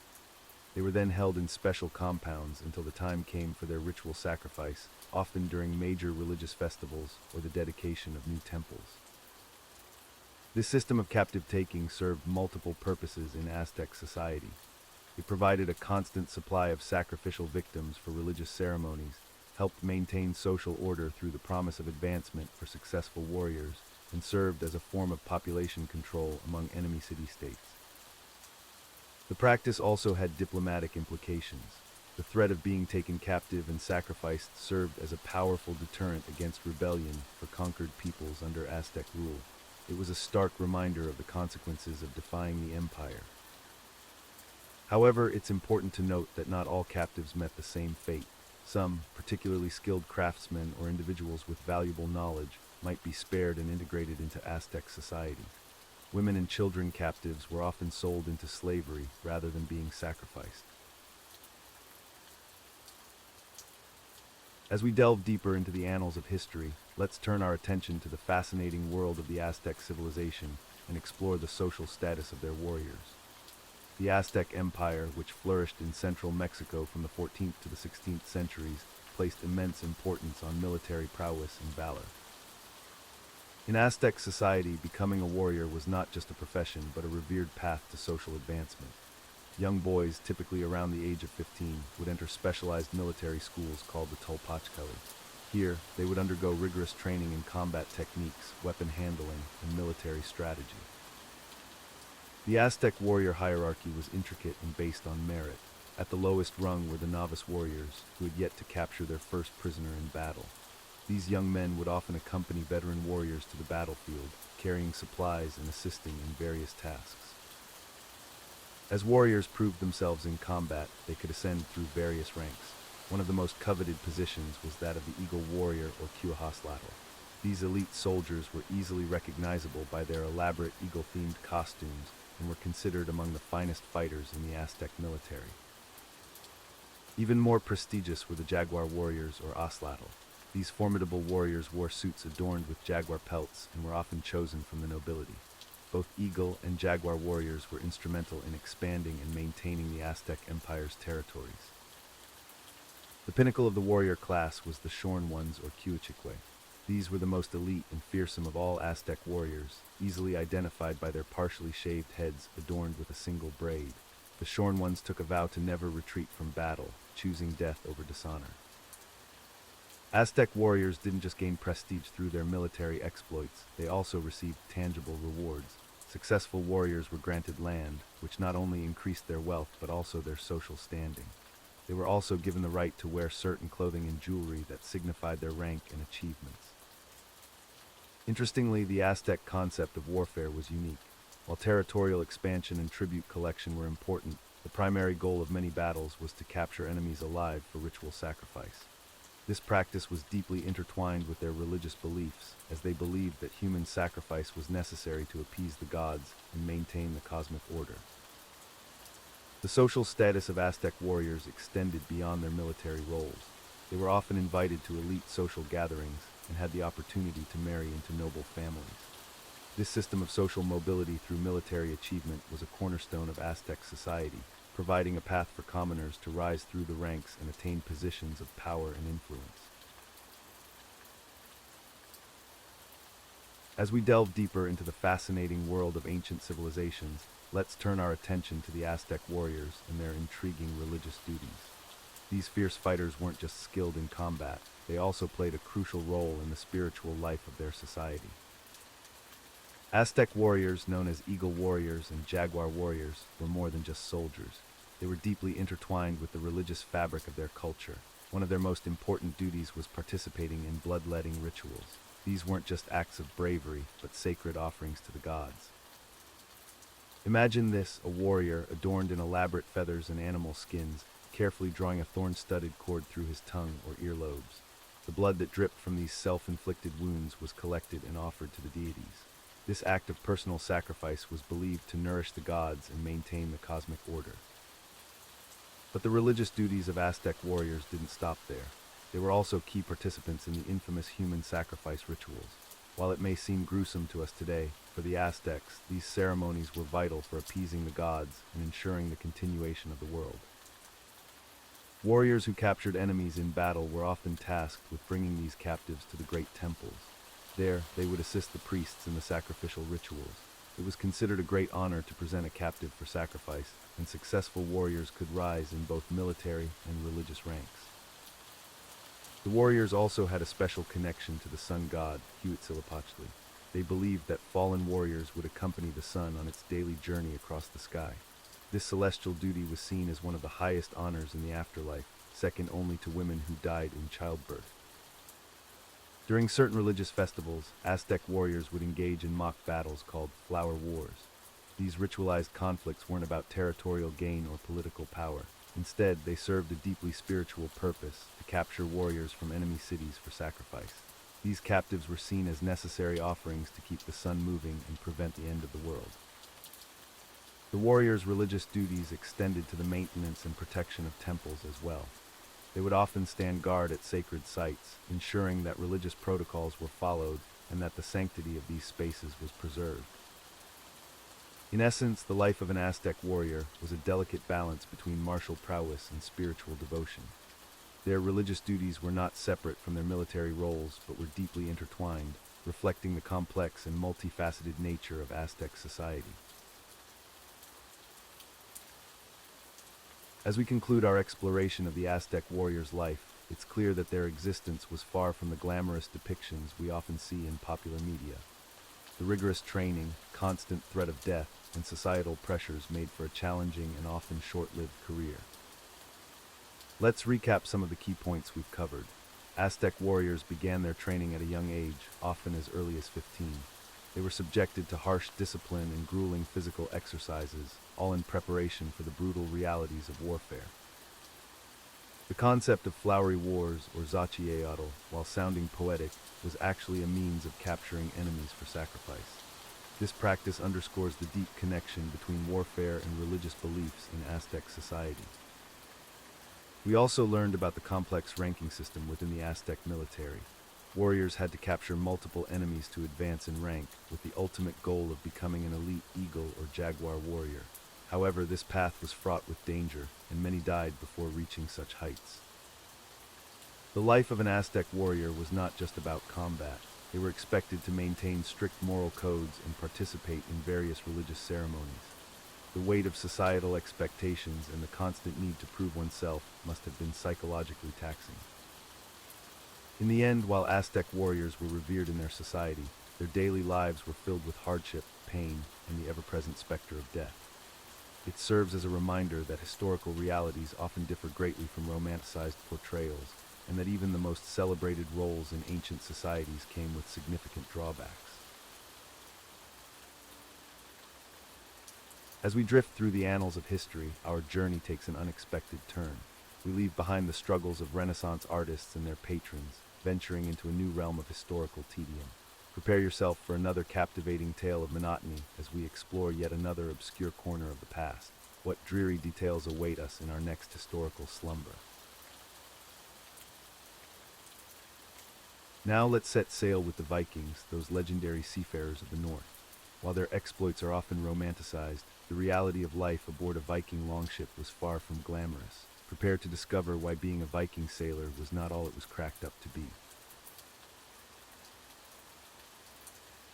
As we sail through the annals of history, let's dock our ship in the era of the Vikings and explore the less than glamorous life of a Viking seafarer. While popular culture often romanticizes these Norse adventurers, the reality of their maritime existence was far from comfortable or exciting. Viking ships, while impressive for their time, were not exactly luxury cruises. The average longship was about 80 feet long and 17 feet wide, cramped quarters for a crew of 70 to 80 men. Imagine being packed like sardines with dozens of unwashed, burly warriors for weeks on end. Personal space, that was a concept as foreign as indoor plumbing. Speaking of hygiene, let's just say it wasn't a priority. With no proper facilities on board, sailors would relieve themselves over the side of the ship or in designated buckets. The stench must have been overwhelming, especially during long voyages. Add to that the fact that most Vikings rarely bathed, and you've got a recipe for an olfactory nightmare. Food on these voyages was about as appealing as the smell. The staple diet consisted of dried or salted meat, fish, and hard bread. Fresh food was a luxury reserved for coastal raids or brief land stops. Imagine chewing on rock-hard bread and stringy jerky for weeks, washing it down with water that was likely stagnant and filled with algae. The weather was another constant enemy. Viking ships were open to the elements, offering little protection from icy winds, relentless rain, or scorching sun. Sailors would huddle under woolen blankets or animal skins for warmth, but staying dry was nearly impossible. Many developed painful skin conditions from prolonged exposure to saltwater and damp conditions. Sleep, when they could get it, was hardly restful. Vikings would curl up wherever they could find space among the cargo and shields lining the ship's sides.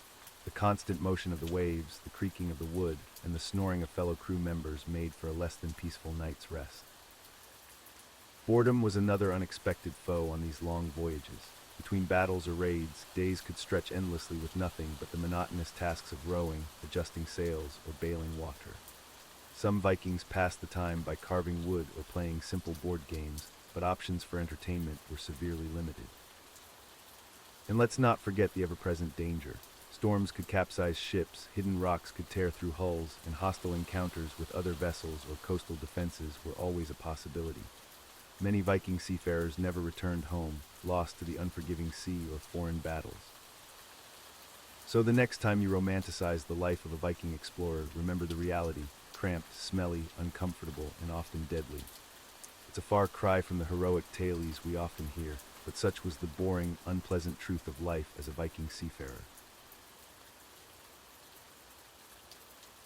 As we sail through the annals of history, let's navigate the treacherous waters of Viking seafaring.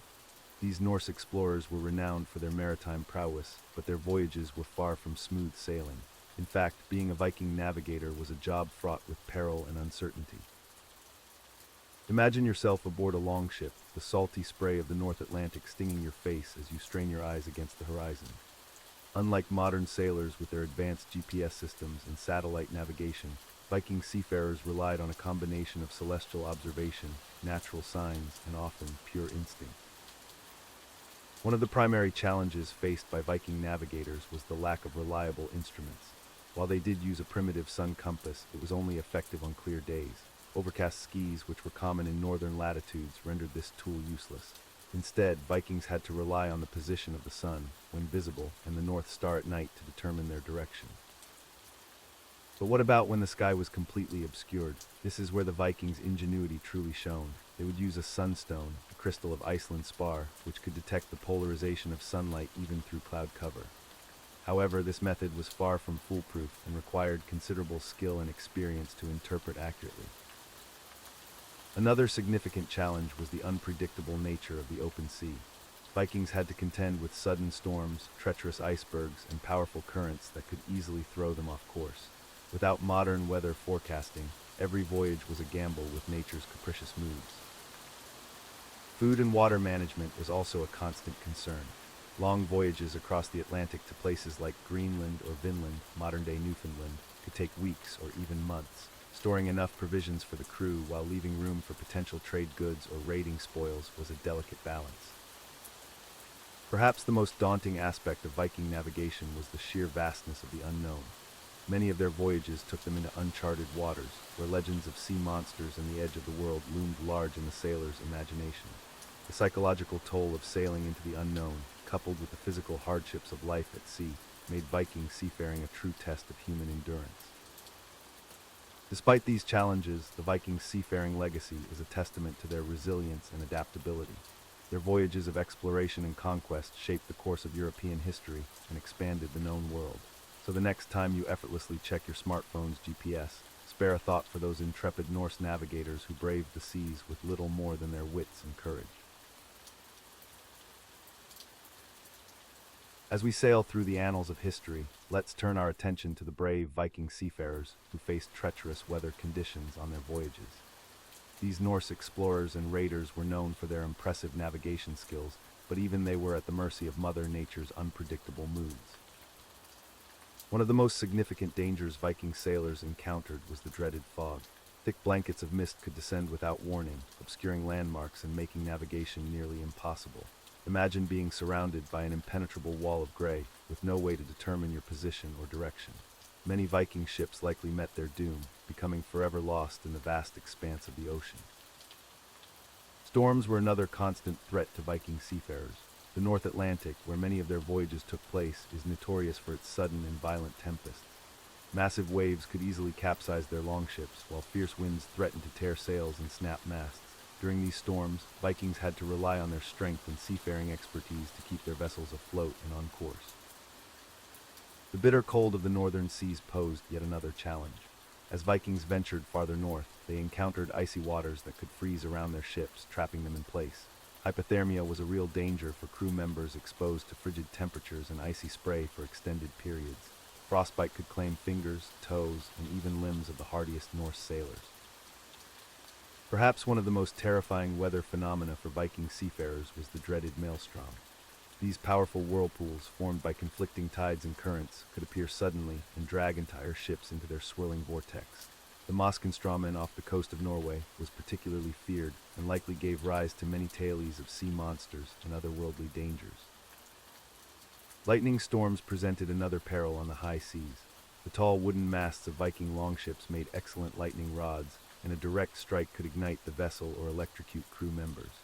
The thunderous booms and brilliant flashes of light during these storms must have seemed like the wrath of Thor himself to the superstitious Norse sailors. Despite these numerous weather-related dangers, Viking seafarers continued to brave the elements, driven by their thirst for exploration, trade, and conquest. Their ability to endure and overcome these challenges contributed to their reputation as some of history's most intrepid mariners. As we drift off to sleep, let us marvel at the courage and resilience of these ancient Norse voyagers who dared to sail into the unknown, facing nature's fury with nothing but wood, sail, and their indomitable spirit. As we sail through the annals of history, let's dock our longship for a moment to explore the culinary world of Viking seafarers. These intrepid Norse explorers didn't just conquer lands, they also mastered the art of sustenance at sea. Their diet was as hardy as their reputation, designed to withstand long voyages and harsh conditions. The cornerstone of the Viking seafarers' diet was dried and salted fish. Cod, in particular, was a favorite. Known as stockfish, this preserved fish could last for years without refrigeration. It was so durable that it often doubled as a form of currency. Imagine paying for your mead with a slab of fish. But fish wasn't their only option. Vikings were resourceful and carried live animals on their ships. Cattle, sheep, and poultry provided fresh meat and dairy products. However, these were often reserved for longer voyages or special occasions. The average sailor's daily fare was less glamorous. Bread was another staple, though not the soft, fluffy kind we're accustomed to today.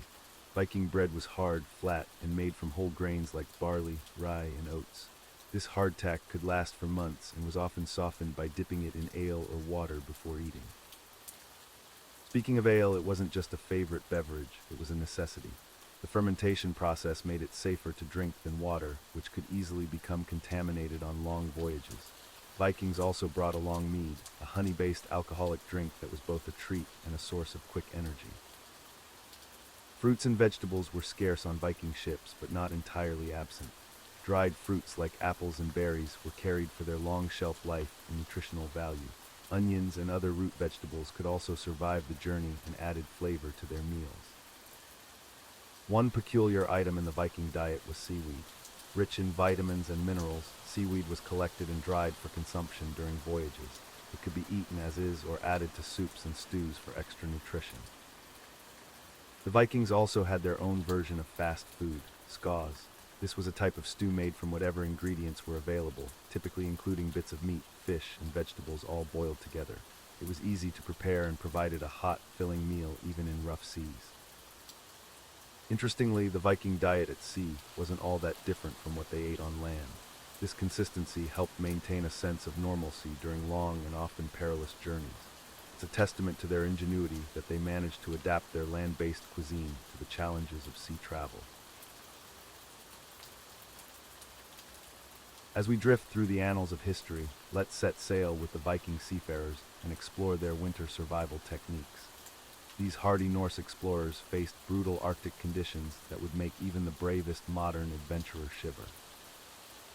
Picture this: you're a Viking standing on the deck of a longship, icy wind whipping through your beard. The sun barely peaks above the horizon for a few hours each day, if at all. How did these intrepid sailors survive the harsh Nordic winters? First and foremost, Vikings were masters of insulation. They crafted clothing from layers of wool, which retained heat even when wet. Sheepskin and fur from bears, wolves, and seals provided additional warmth. Their boots, made from waterproof leather, kept their feet dry in the snow and slush. But staying warm was only part of the challenge. Food preservation was crucial for long voyages in winter months. Vikings perfected the art of drying and smoking fish and meat. They also fermented foods like skyr, a yogurt-like dairy product that could last for months without spoiling. When it came to shelter, Vikings were surprisingly innovative. Their longhouses, built from wood and turf, were designed to trap heat. A central hearth provided warmth and light, while smoke holes in the roof allowed for ventilation. Families and livestock often shared these spaces, creating a cozy, if somewhat pungent, environment. Vikings also developed unique solutions for battling the psychological effects of long, dark winters. They held frequent feasts and gatherings, fostering a sense of community.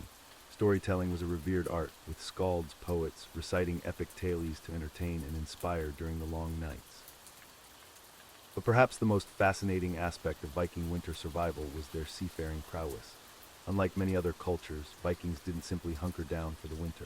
They continued to navigate treacherous, ice-filled waters using a combination of celestial navigation, sunstones for determining direction on cloudy days, and an intimate knowledge of ocean currents and wind patterns. This ability to sail year-round gave Vikings a significant advantage in trade and exploration. While other European ports lay dormant in winter, Norse merchants continued to ply their wares across vast distances. So the next time you complain about a chilly day, remember the Viking seafarers. They not only survived but thrived in conditions that would make most of us want to hibernate until spring. Their resilience and ingenuity in the face of extreme conditions helped shape the course of European history, leaving an indelible mark on the world we know today.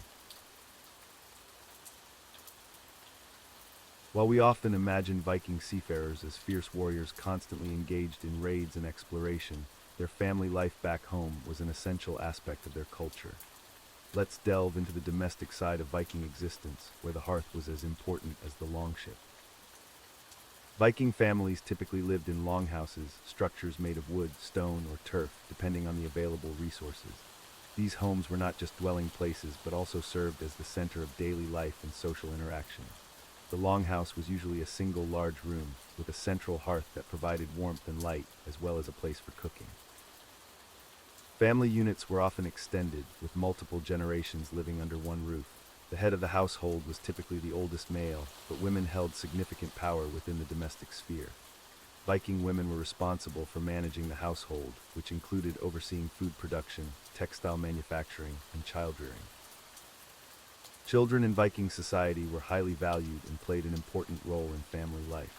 They were expected to contribute to household chores from a young age, with boys often learning skills like hunting and fishing, while girls were taught domestic crafts such as weaving and cooking. Education was primarily informal, with knowledge and skills passed down through generations within the family. Marriage in Viking culture was a practical arrangement, often used to forge alliances between families or clans.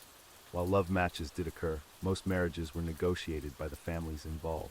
Interestingly, Viking women had more rights in marriage than many of their European contemporaries, including the ability to divorce their husbands under certain circumstances. The absence of men during long sea voyages or raids meant that women often had to take on additional responsibilities. They might manage farms, oversee trade, or even defend their homes in times of conflict. This level of independence was unusual for the time and contributed to the strong role of women in Viking society. Family bonds extended beyond the immediate household. The concept of kinship was crucial in Viking culture, with extended family networks providing support and protection. Blood feuds could last for generations, highlighting the importance of family loyalty and honor. Despite the harsh realities of life in the Viking Age, family time was valued. Long winter nights were often spent gathered around the hearth, sharing meals, telling stories, and engaging in crafts. These moments of togetherness helped strengthen family bonds and pass on cultural traditions. As we conclude our journey through the life of a Viking seafarer, we're left with a complex picture of these ancient mariners. Their lives were far from the romanticized tales often portrayed in modern media. The reality was a harsh existence filled with constant danger, both from the unforgiving sea and potential enemies. These Norse adventurers faced the constant threat of shipwrecks, storms, and hostile encounters with foreign peoples. Yet their resilience and adaptability allowed them to become some of the most skilled navigators and traders of their time. They established trade routes stretching from North America to the Middle East, leaving an indelible mark on world history. However, it's crucial to remember that the life of a Viking seafarer was not one of constant raiding and pillaging. Many were farmers and craftsmen who only occasionally took to the sea for trade or exploration. The ships they sailed, while technologically advanced for their time, were still open vessels, exposing the crew to the elements. Long voyages meant enduring cold, wet conditions with limited food and fresh water. Disease was also a constant companion on these journeys. The lack of proper sanitation and close quarters on board ships created perfect breeding grounds for various illnesses. In the end, the life of a Viking seafarer was one of extreme's moments of exhilarating discovery and success, balanced against periods of intense hardship and peril.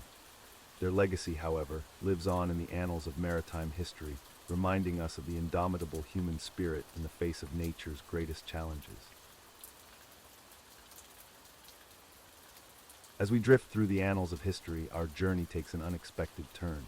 We leave behind the world of Renaissance artists and their peculiar struggles, venturing into a new realm of historical curiosity. Our next topic might seem worlds apart, yet it's connected by the thread of human experience and the challenges faced by those who came before us. Let's explore another fascinating, if somewhat obscure, chapter in history. As we sail into the 18th century, let's hoist the Jolly Roger and explore the perilous world of pirates. These seafaring rogues struck fear into the hearts of merchants and navvies alike, but their lives were far from the romanticized tales we often hear. Prepare to discover the gritty reality of pirate life. As we sail through the annals of history, let's drop anchor in the 18th century and explore the less than glamorous conditions aboard pirate ships. While popular culture often romanticizes the life of a pirate, the reality was far from the swashbuckling adventures we see in movies. First, let's consider the living quarters. Pirate ships were notoriously cramped and overcrowded. The average pirate vessel was small, often no more than 100 feet long, yet it could house up to 200 men. Imagine sharing a space the size of a modern apartment with that many people. Privacy was non-existent, and personal space was a luxury few could afford. The sleeping arrangements were equally dismal. Pirates slept in hammocks strung closely together in the ship's hold. These swaying beds were often damp, infested with lice and fleas, and reeked of sweat and unwashed bodies. The constant motion of the ship, combined with the snoring and restlessness of fellow crew members, made a good night's sleep a rare commodity. Hygiene was another major issue. Fresh water was a precious resource on long voyages, so bathing was infrequent at best. Pirates would often go weeks or even months without properly washing. The accumulation of dirt, sweat, and grime led to a pervasive stench that permeated every corner of the ship. Speaking of odors, let's not forget about the ship's sanitation system, or lack thereof. The heads, as toilets were called, were simply holes in the bow of the ship. These crude facilities offered no privacy and were constantly awash with seawater, making them both unpleasant and unsanitary. Food and nutrition posed another set of challenges. The diet aboard pirate ships was monotonous and often spoiled. Staples included hardtack, a type of biscuit so tough it could break teeth, and salt pork, which was often rancid. Malnutrition was common, with scurvy being a particular threat due to the lack of fresh fruits and vegetables. The work itself was grueling and dangerous. Pirates had to constantly maintain their ships, which meant endless hours of scrubbing decks, repairing sails, and pumping out bilge water. All this labor was performed under the relentless heat of the sun or in treacherous storms, with the constant threat of injury or death looming over them. Perhaps the most demoralizing aspect of pirate life was the uncertainty. While the promise of riches lured many into piracy, the reality was that most pirates lived in poverty. Successful raids were few and far between, and when they did occur, the spoils were often quickly squandered on alcohol and gambling. In conclusion, while the life of an 18th century pirate may seem exciting from our modern perspective, the day-to-day reality was one of discomfort, danger, and disappointment. It truly sucked to be a pirate, making one wonder why so many chose this perilous profession. Perhaps the allure of freedom and the slim chance of striking it rich were enough to outweigh the miserable conditions they endured. As we sail through the annals of maritime history, let's take a moment to explore the culinary adventures or misadventures of 18th century pirates. While we might romanticize the swashbuckling lifestyle, the reality of a pirate's diet was far from glamorous. Picture this: you're aboard a creaking ship, surrounded by salty sea air and equally salty characters. What's for dinner? Well, it's not exactly a feast fit for a captain. The staple of a pirate's diet was a hard biscuit known as ship's biscuit or hardtack. This rock-hard bread was often infested with weevils, giving it an extra protein boost that no one asked for.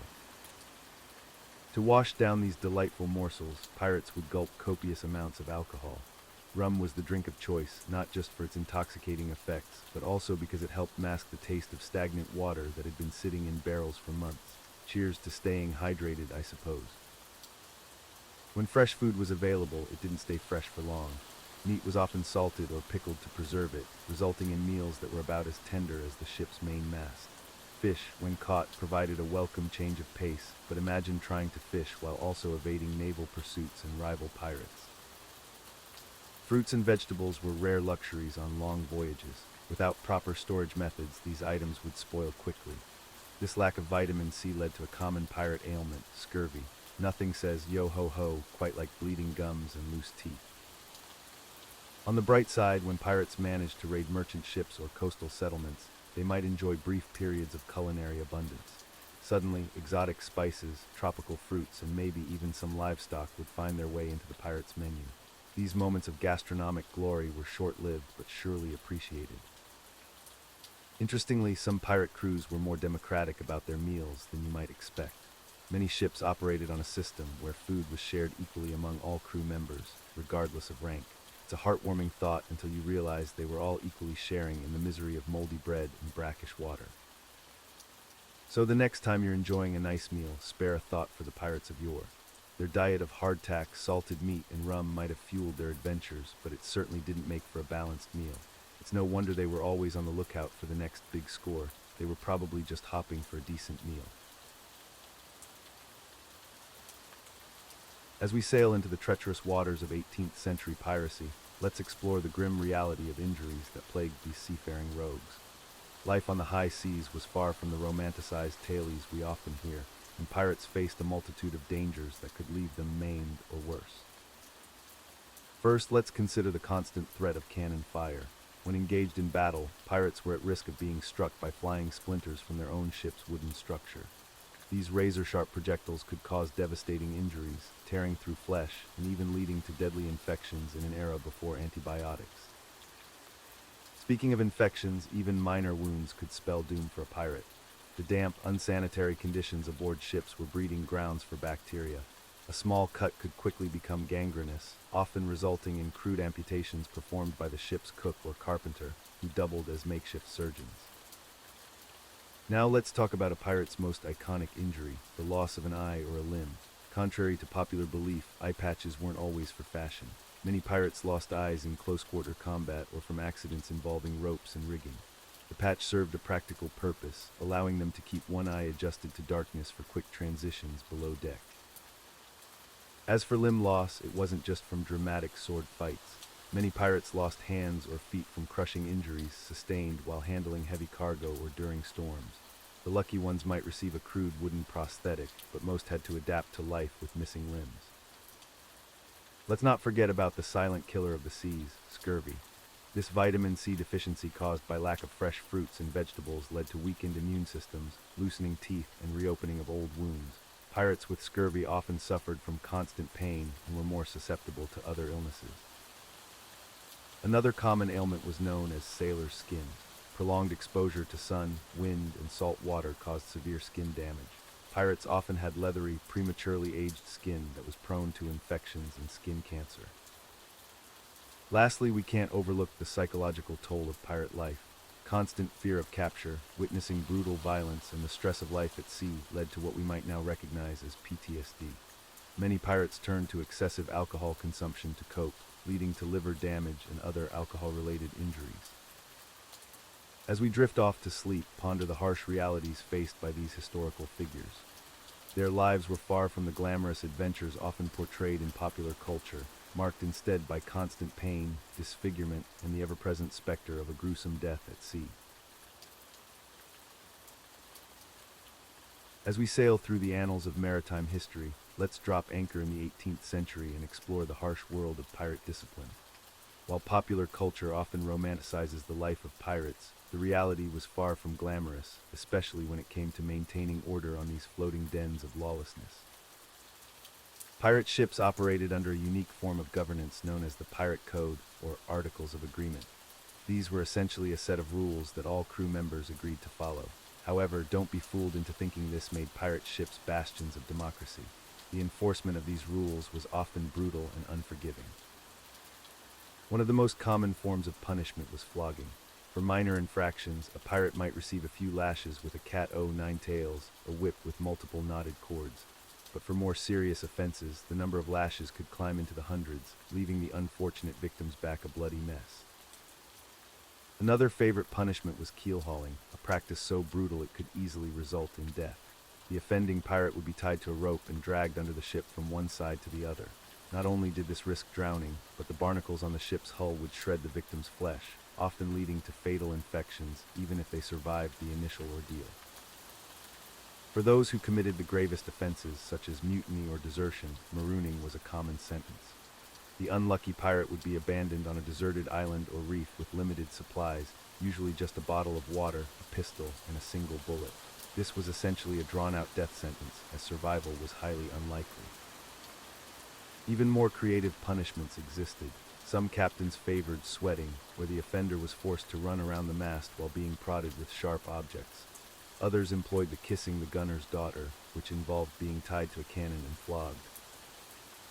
It's worth noting that these harsh punishments weren't just about maintaining discipline. They also served as a deterrent and a spectacle for the crew. Public punishments were common, ensuring that all hands witnessed the consequences of breaking the pirate code. Despite this brutality, or perhaps because of it, pirate ships often maintained a level of order that rivaled or even surpassed that of legitimate naval vessels of the time. The threat of severe punishment, combined with the potential for great rewards, kept many pirates in line, at least until the lure of treasure or freedom became too strong to resist. As we sail through the annals of history, let's drop anchor in the 18th century and explore the treacherous legal waters that pirates had to navigate. While popular culture often romanticizes the swashbuckling adventures of these seafaring rogues, the reality was far grimmer, especially when it came to the long arm of the law. In the eyes of the authorities, pirates were considered hostis humani generis, enemies of all mankind. This classification placed them outside the protection of any nation and subject to universal jurisdiction. What did this mean for our eye-patched friends? Well, it essentially painted a target on their backs, making them fair game for capture and prosecution by any country, anywhere in the world.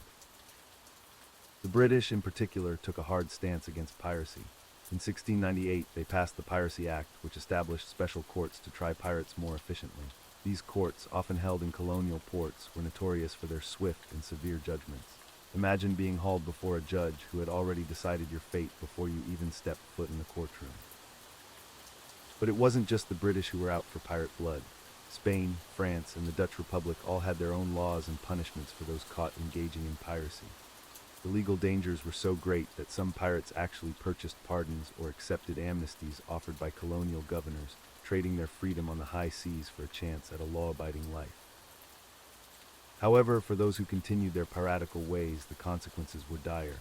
If captured, pirates faced a litany of charges: theft, murder, mutiny, and of course, piracy itself. The trials were often brief, with little chance for the accused to mount a proper defense, and the punishments, let's just say they were designed to send a message.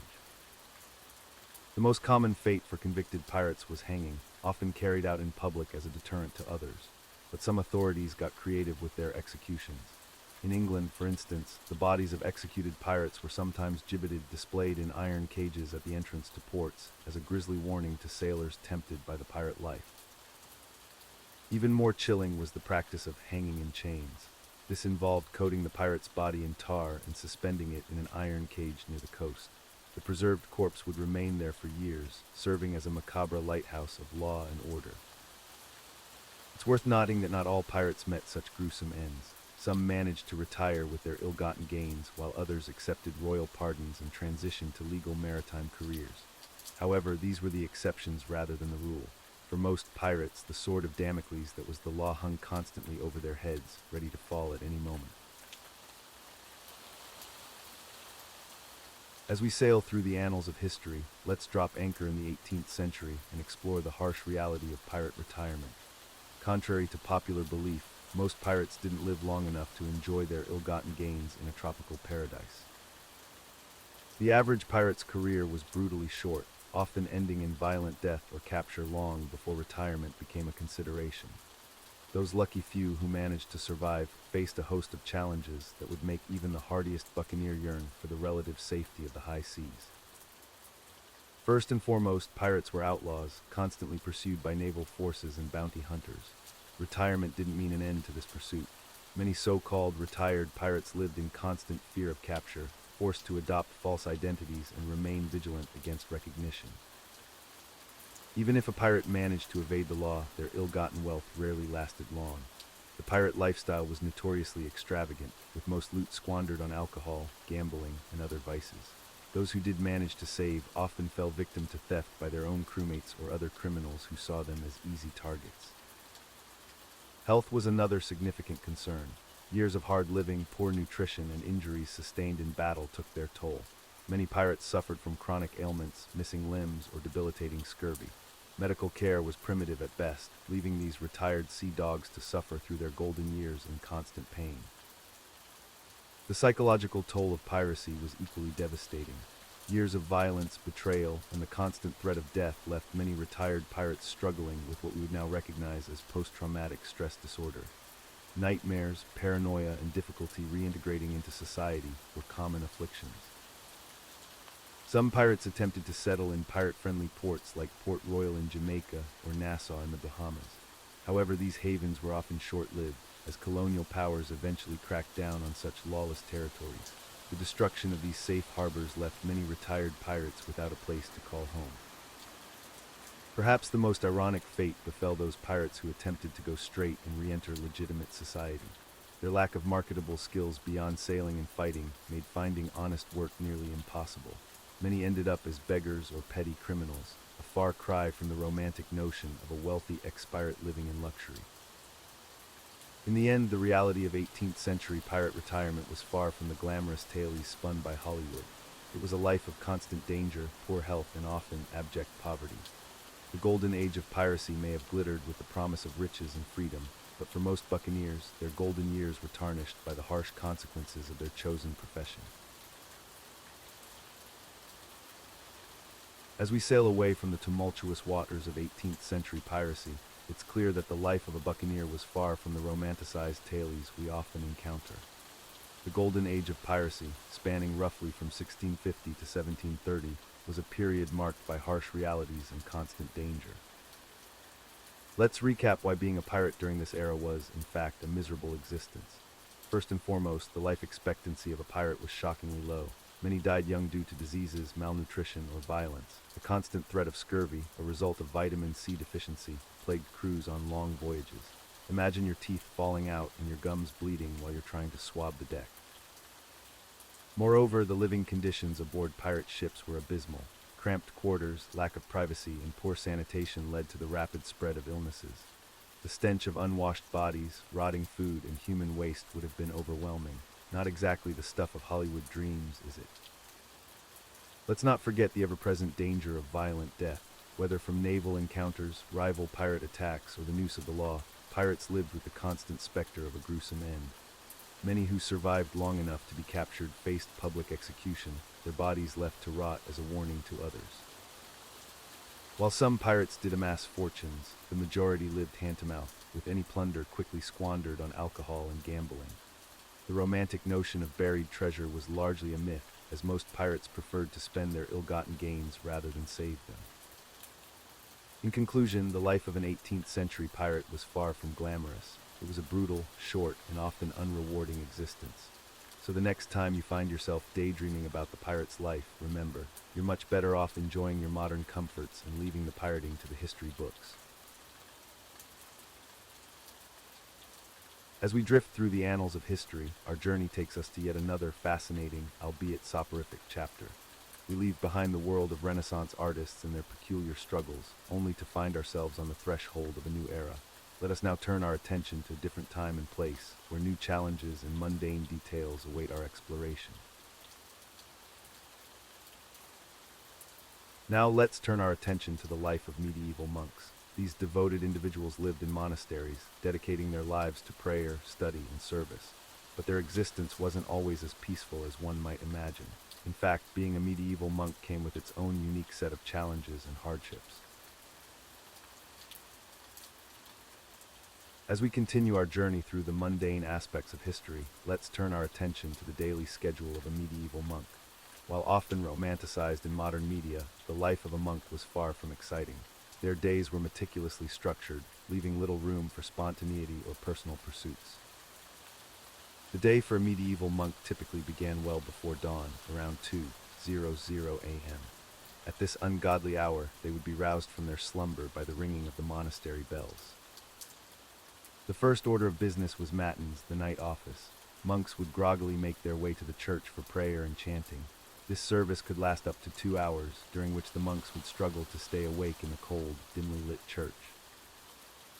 Following matins, the monks would have a brief period of rest before lauds, the morning prayer, which began at sunrise. This marked the official start of their day, though they had already been awake for hours.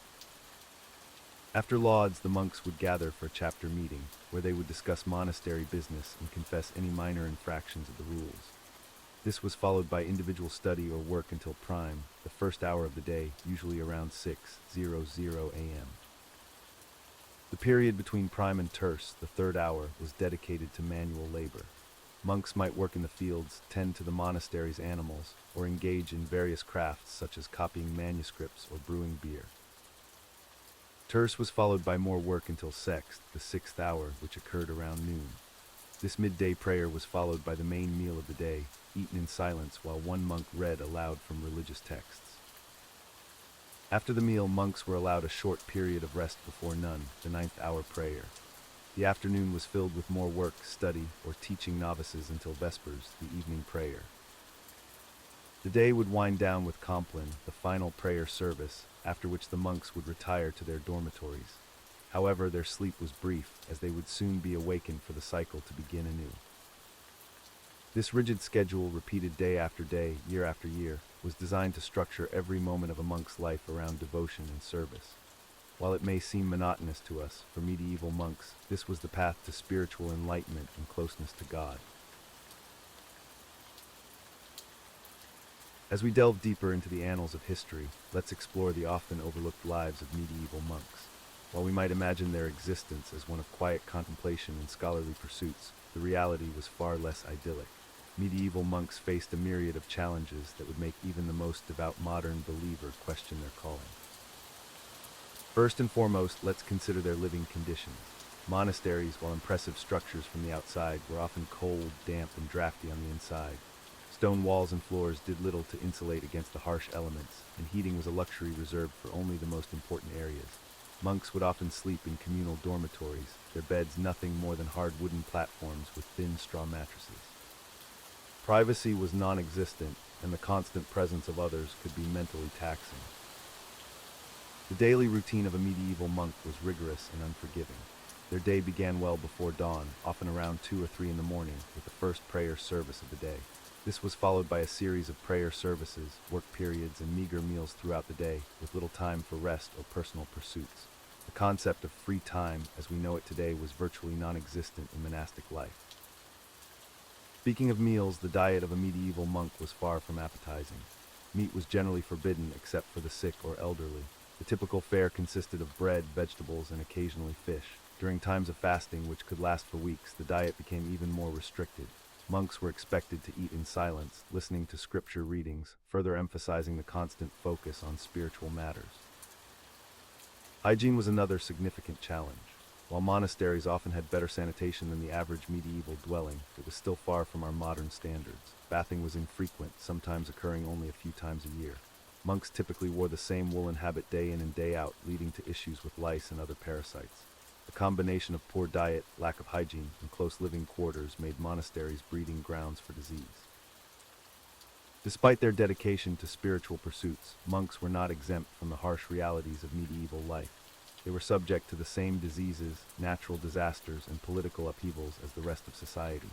During times of war or famine, monasteries could become targets for raiding or face severe shortages of food and supplies.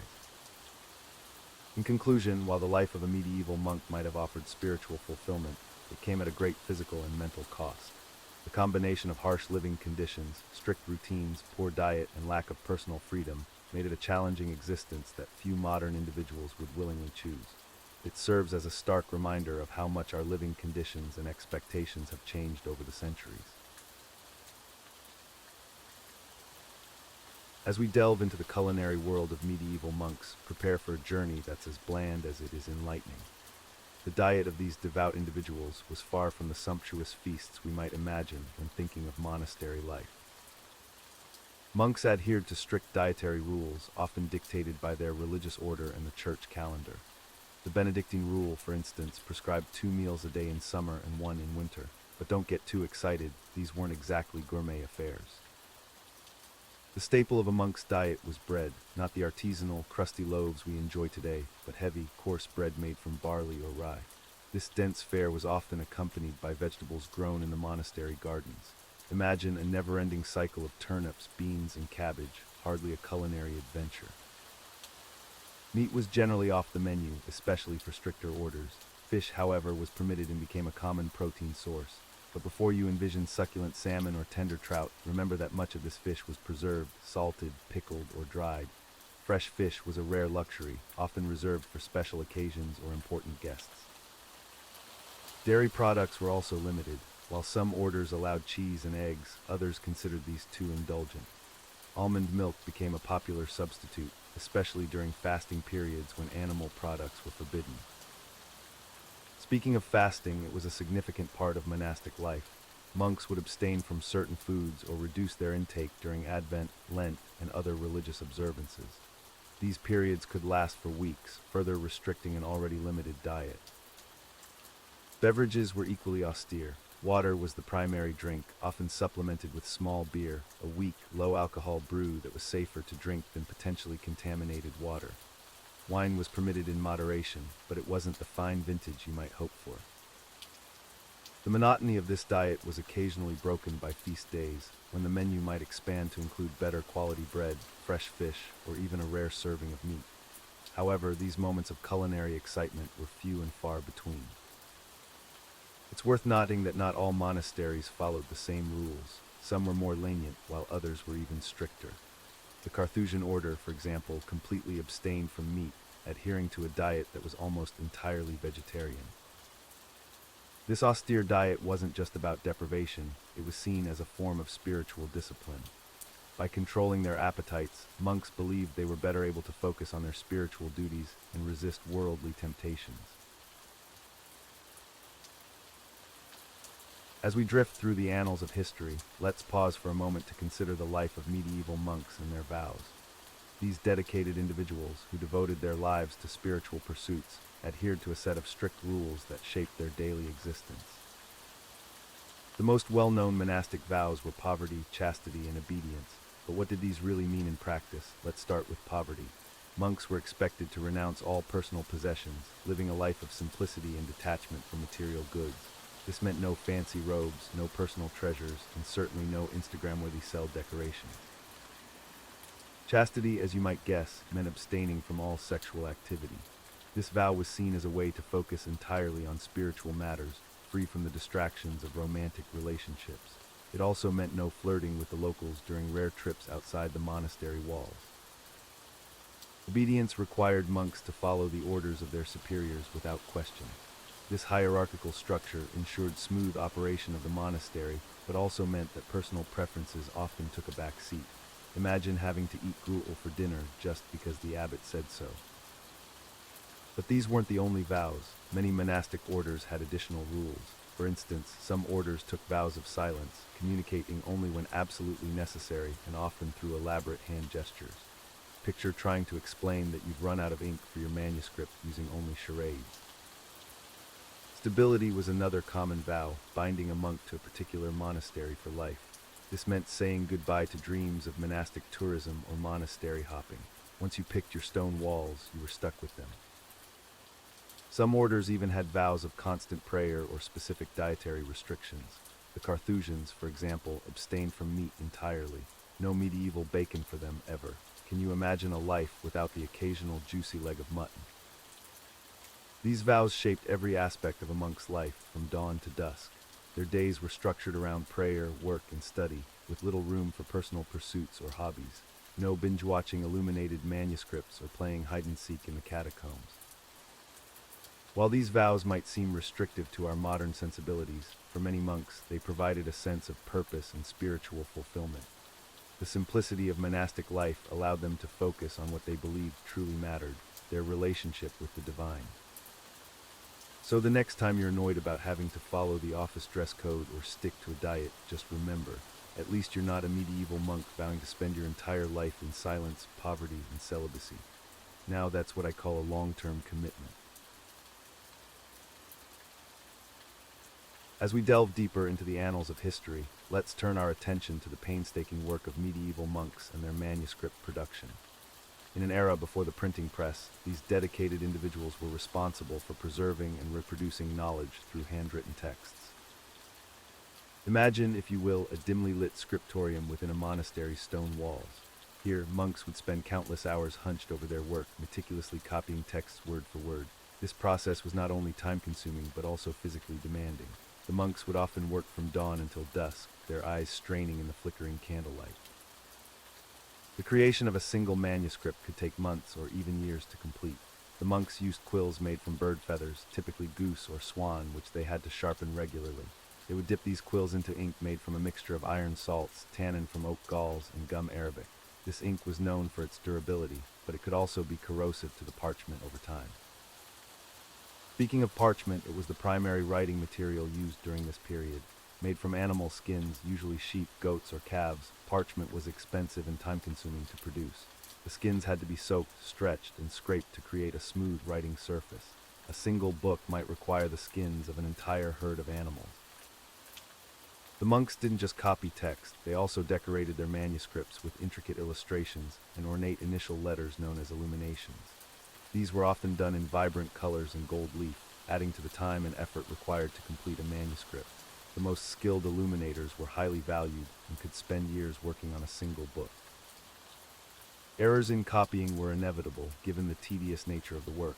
To correct mistakes, monks would scrape away the ink with a knife and rewrite the text. This process left visible marks on the parchment, and sometimes entire pages had to be redone if the errors were too numerous. The monotony of this work was seen as a form of devotion and meditation. Monks believed that through their labor they were serving God and preserving His word. However, the physical toll was significant. Many suffered from poor eyesight, back problems, and arthritis as a result of their work. Despite these challenges, the efforts of these medieval scribes were crucial in preserving ancient texts and knowledge through the Dark Ages. Their dedication ensured that classical works of literature, philosophy, and science survived to influence future generations, laying the groundwork for the Renaissance and beyond. As we delve into the peculiar world of medieval medicine, let's explore the curious practices of monk physicians. These robed healers, often the most educated members of society, blended religious beliefs with rudimentary medical knowledge, resulting in some truly bizarre treatments.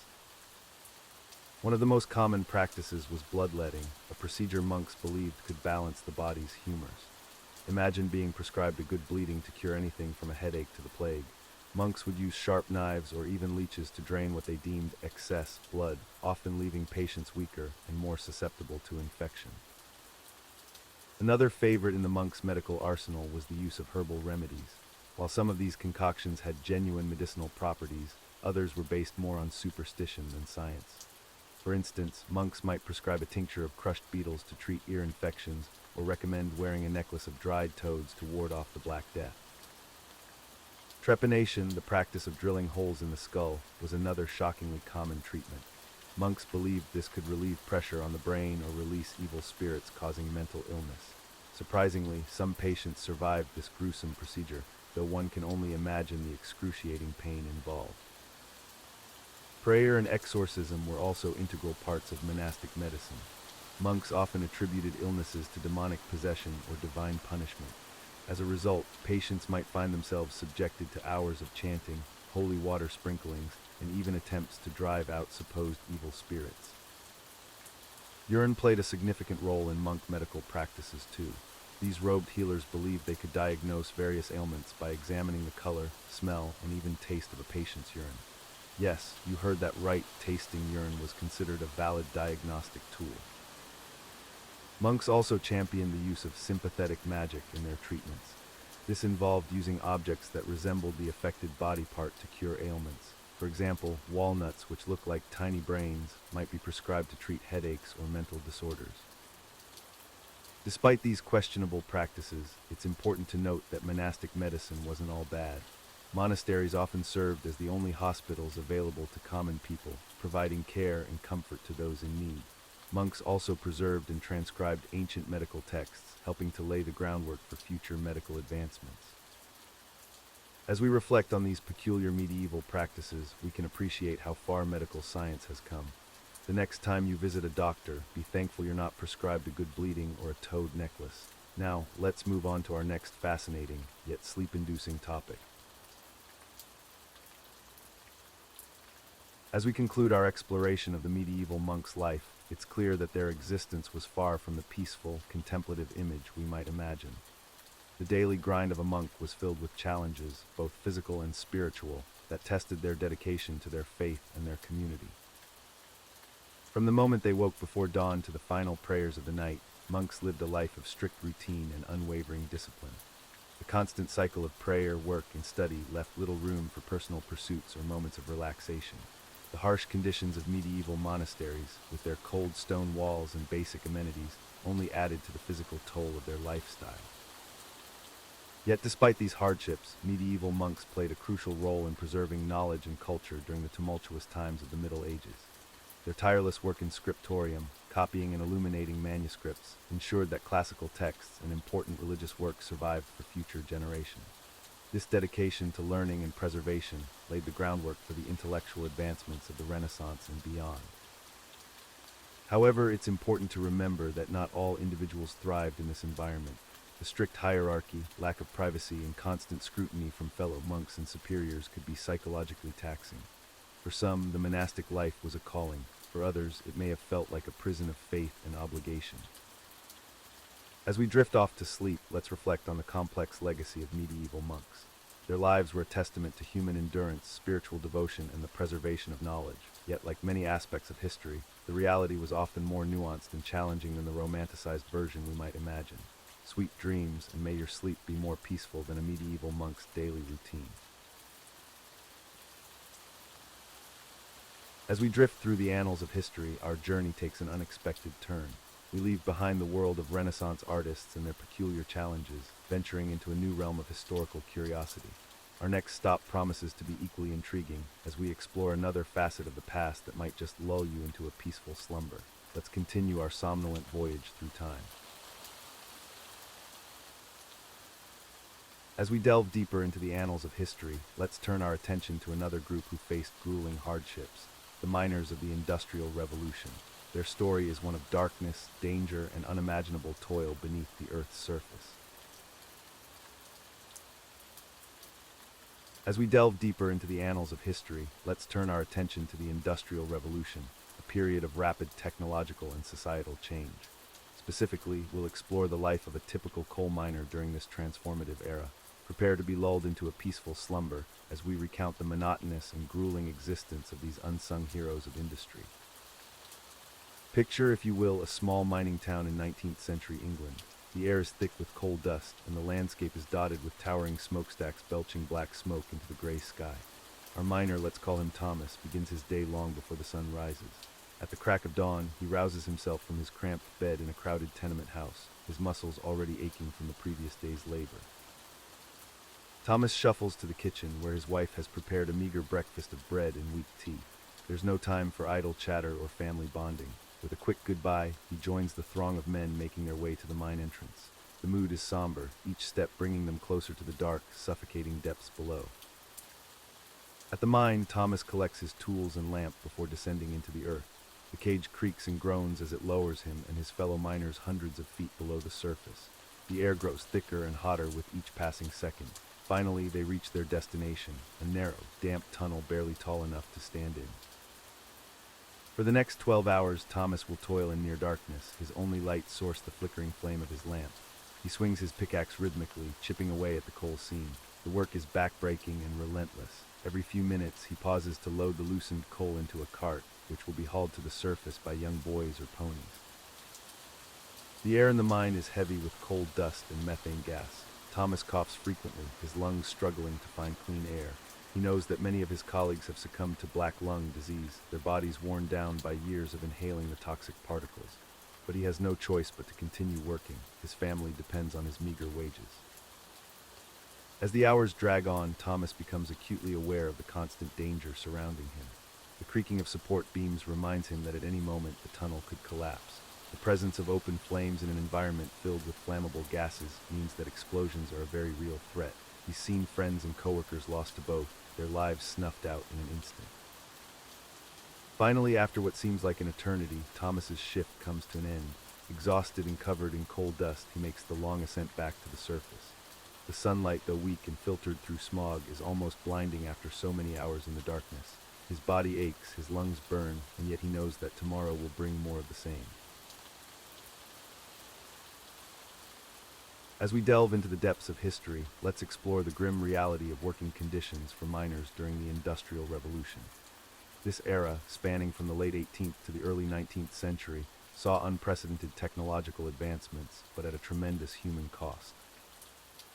Picture yourself descending into the bowels of the earth, surrounded by darkness and the constant threat of danger. Miners, including children as young as 5, would spend up to 16 hours a day in these subterranean hellscapes. The air was thick with coal dust, making every breath a struggle and leading to debilitating respiratory diseases like pneumoconiosis, commonly known as black lung. Safety measures were virtually non-existent. Cave-ins were a constant threat, with unstable tunnels prone to collapse at any moment. Miners worked by the flickering light of candles, which not only provided poor visibility, but also posed the risk of igniting flammable gases like methane, leading to catastrophic explosions.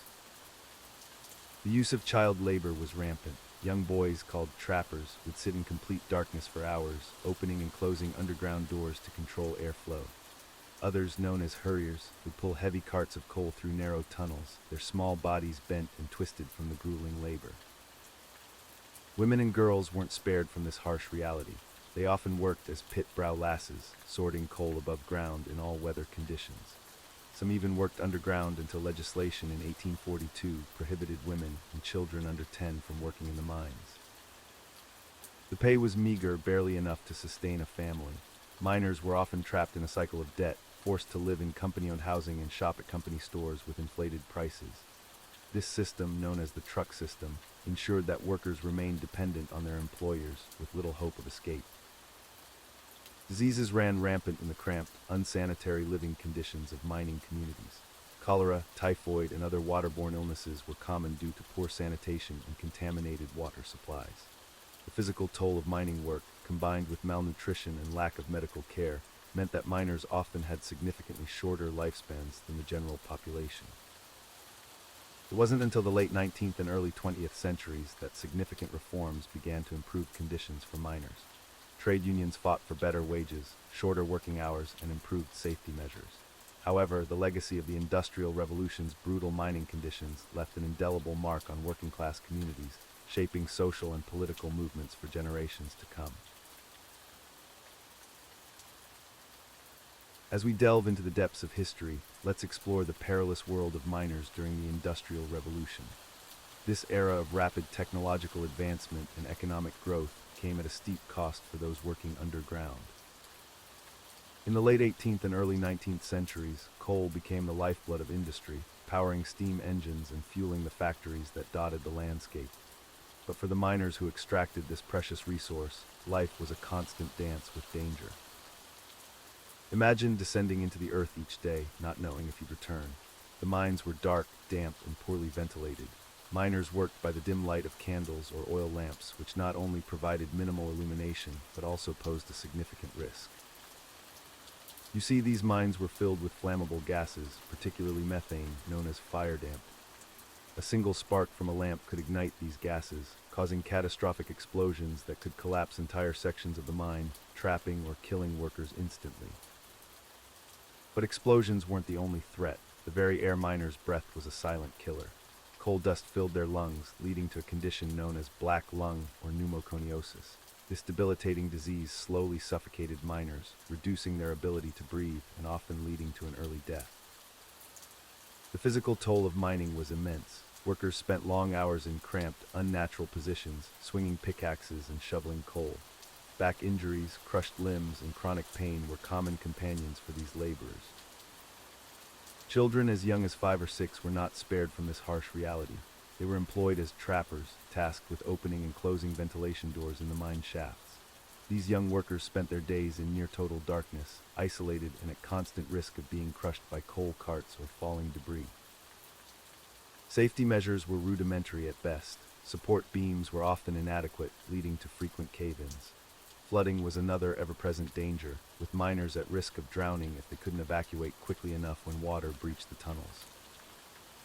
The invention of the Davy lamp in 1815 by Sir Humphrey Davy was a step forward in mine safety. This ingenious device allowed miners to detect the presence of flammable gases without risking ignition.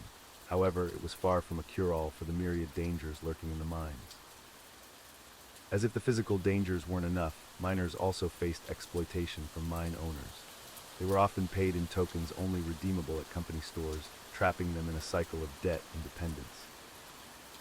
The plight of these industrial-era miners eventually led to the formation of labor unions and the push for improved working conditions. But for many, these changes came too late. The Industrial Revolution's progress was built on the broken backs and shortened lives of countless miners who toiled in the earth's dark embrace. As we delve into the Industrial Revolution, we uncover a dark underbelly of progress, the plight of miners.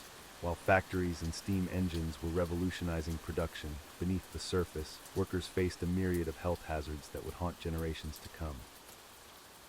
Coal was the lifeblood of the Industrial Revolution, powering machines and heating homes.